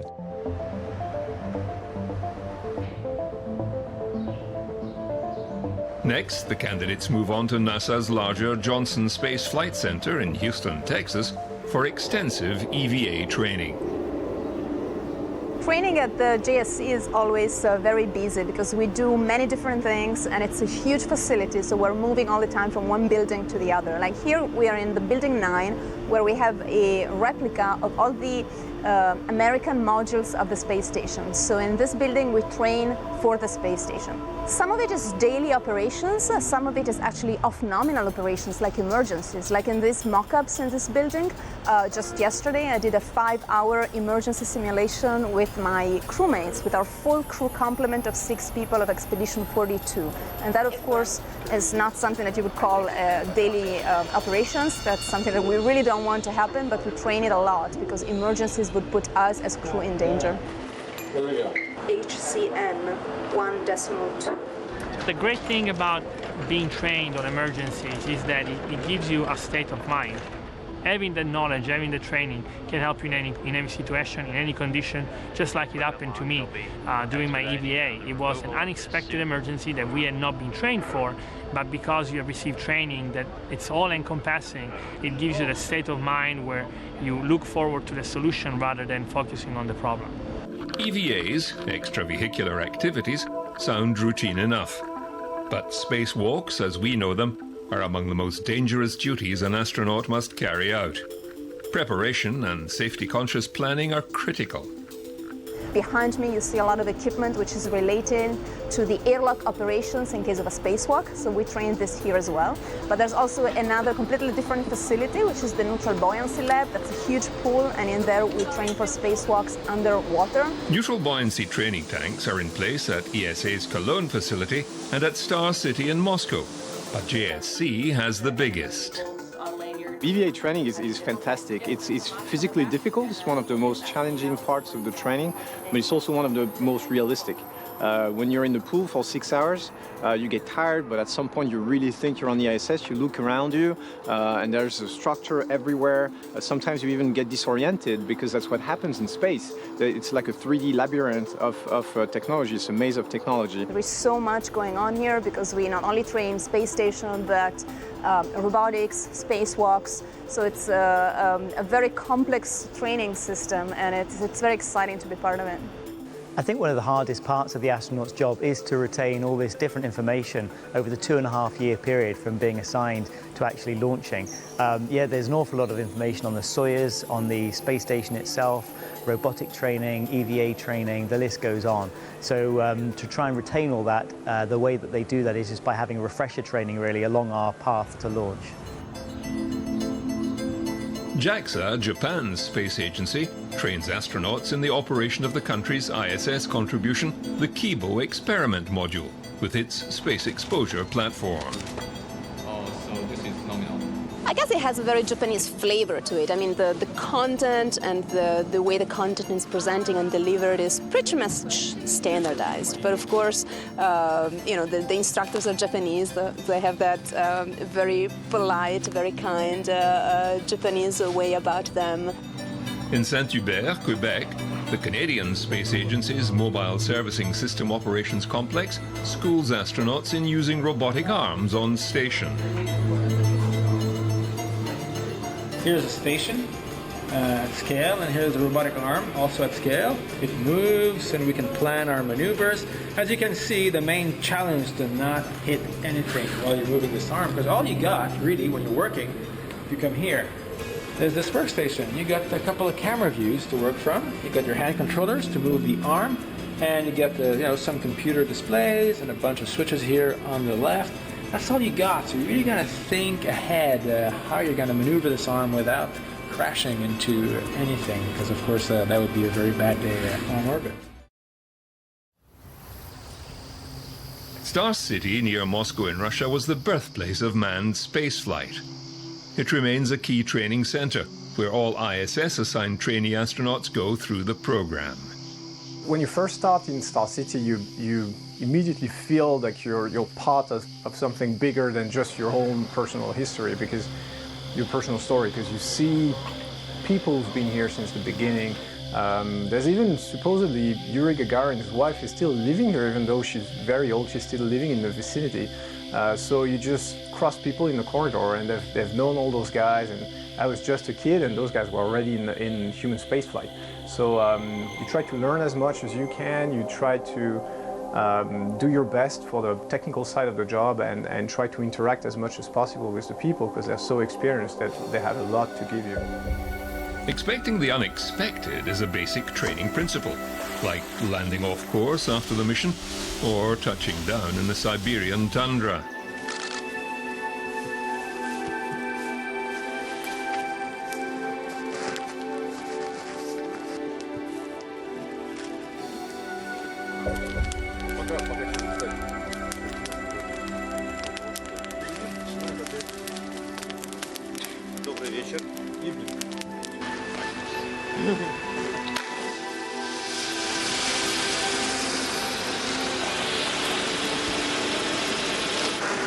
As NASA has no manned flight hardware of its own at present, the agency purchases seats on Russia's Soyuz spacecraft.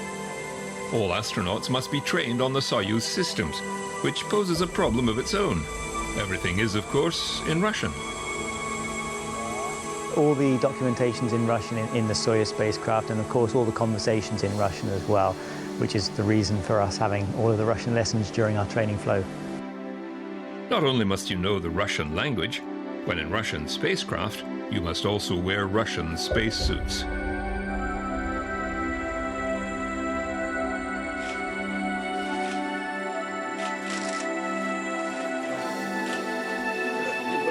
When the Sokol space suit actually pressurizes, things do become much more difficult to work because you're kind of fixed in your seat in a very rigid location, and it's hard to bend your arms and bend your fingers in fact. So even just sort of reading the board documentation can be quite difficult.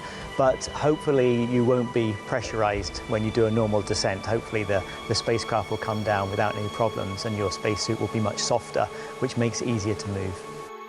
Here in Star City, I'm using most of my time in the Soyuz simulator together with my commander. Suddenly it's starting to feel a lot more real, you know, when you're sitting in the Soyuz and you're really going through the whole launch and landing sequence. You can feel that you're getting close to the date, and it's very, very exciting. It's a very well-oiled machine, this flow to launch, and I'm confident that, you know, by the time every astronaut flies, you're really ready to go. You're prepared in every way. As things stand, an astronaut bound for a 6-month mission to the ISS needs up to 5 years training, a requirement which will, in all likelihood, be intensified for future missions to deep space.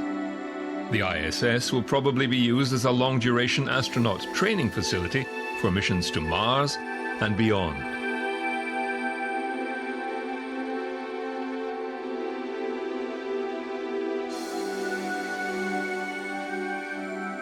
We are also all people that are selected to be able to get along with each other. That's kind of like the way you select astronauts nowadays for long-duration space flights. You really want to have people that are balanced, that are easy to get along with other people.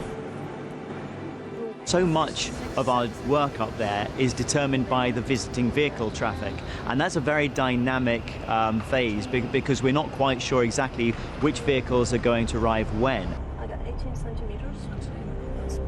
And these vehicles bring up a lot of science, they bring up a lot of hardware that determines when the EVAs are done, and also they of course determine the robotics activity that goes on to capture the vehicles. So when you're not quite sure what the visiting vehicle schedule is like, you're not quite sure exactly what science and when it's going to be done on board the space station. One 6 months increment for the whole crew is around 300 experiments, out of which there's 55, 60 for ESA. So there's a wide array of domains like medicine, technology, material science, fluid science, everything you can think of. We're trying to make the most of the conditions in space and the microgravity to get results that wouldn't be possible to achieve on Earth. So one of the things I've learned is you just have to be extremely flexible, and we get trained on how to do tasks that may be planned 6 months ahead of our mission and maybe planned 6 months after our mission, so that should there be some flex and those activities fall within our increment, then we're trained and we're ready to do those as well. There's some leftover smell. Whoa. Is that good? Not good.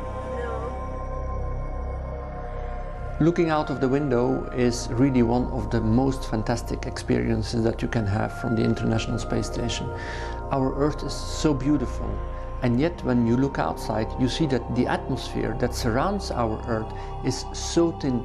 It's merely like an eggshell around an egg. It's so fragile, and the vulnerability, the fragility of our planet is very, very visible from on Earth. You see this blue ball, and then above nothing, just black, absolutely nothing in this immense universe.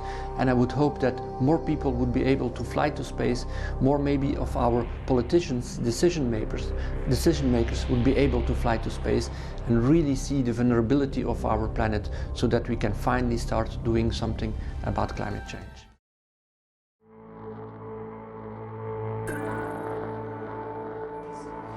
Videos. So the way it installs, this needs to be in the flush, but come over here so you can see. Dual lock to get to the more forward side. We're just so prepared. All the emergencies, all the possible failures, we train them over and over and over again. So we're supposed to be able to handle any situation. We sat in the simulator hundreds of hours. We know the systems inside out. So there's nothing really that we fear, I think, on the technical side.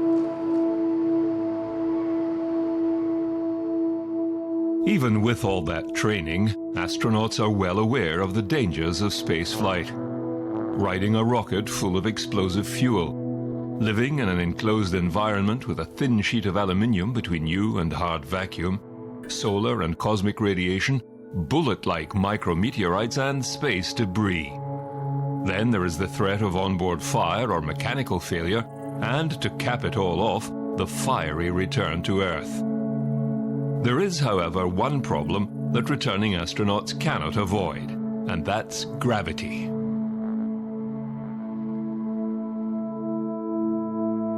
When you get back home, of course, I will always remember this was the same for my first flight or for my second flight. The moment they open up the hatch and you feel this fresh, cold air coming into your capsule. This is really something. And you're out there, of course, in the steppe. You have this real soil kind of smell that you have. It's really feeling fantastic. And then they get you out of the capsule. And the first thing, of course, that you want to do is to contact your family, your friends, saying, I'm all right, everything is great. We will see each other tonight. And then you just want to rest and to sleep because you're so tired, of course, from this long day of coming back. And also the gravity is really then having an impact on your body. You can't, it's difficult to stand up. It's everything that you have to lift. It's hard, it's difficult. And this takes a couple of days. But after a couple of days, of course, you recover well. We have a very good recovery program here at our European Astronaut Center. Our people are really very focused on getting the astronaut back up to the level as he was before the flight as soon as possible. And then, of course, it's again, after a while, business as usual. I'm reaching the end of my career and I'm being able to do a last flight and really, again, put at work for myself, but also for everybody else, all the knowledge and know-how that I've acquired during this year. It's a very great opportunity, and I'm really happy that I've been assigned for this.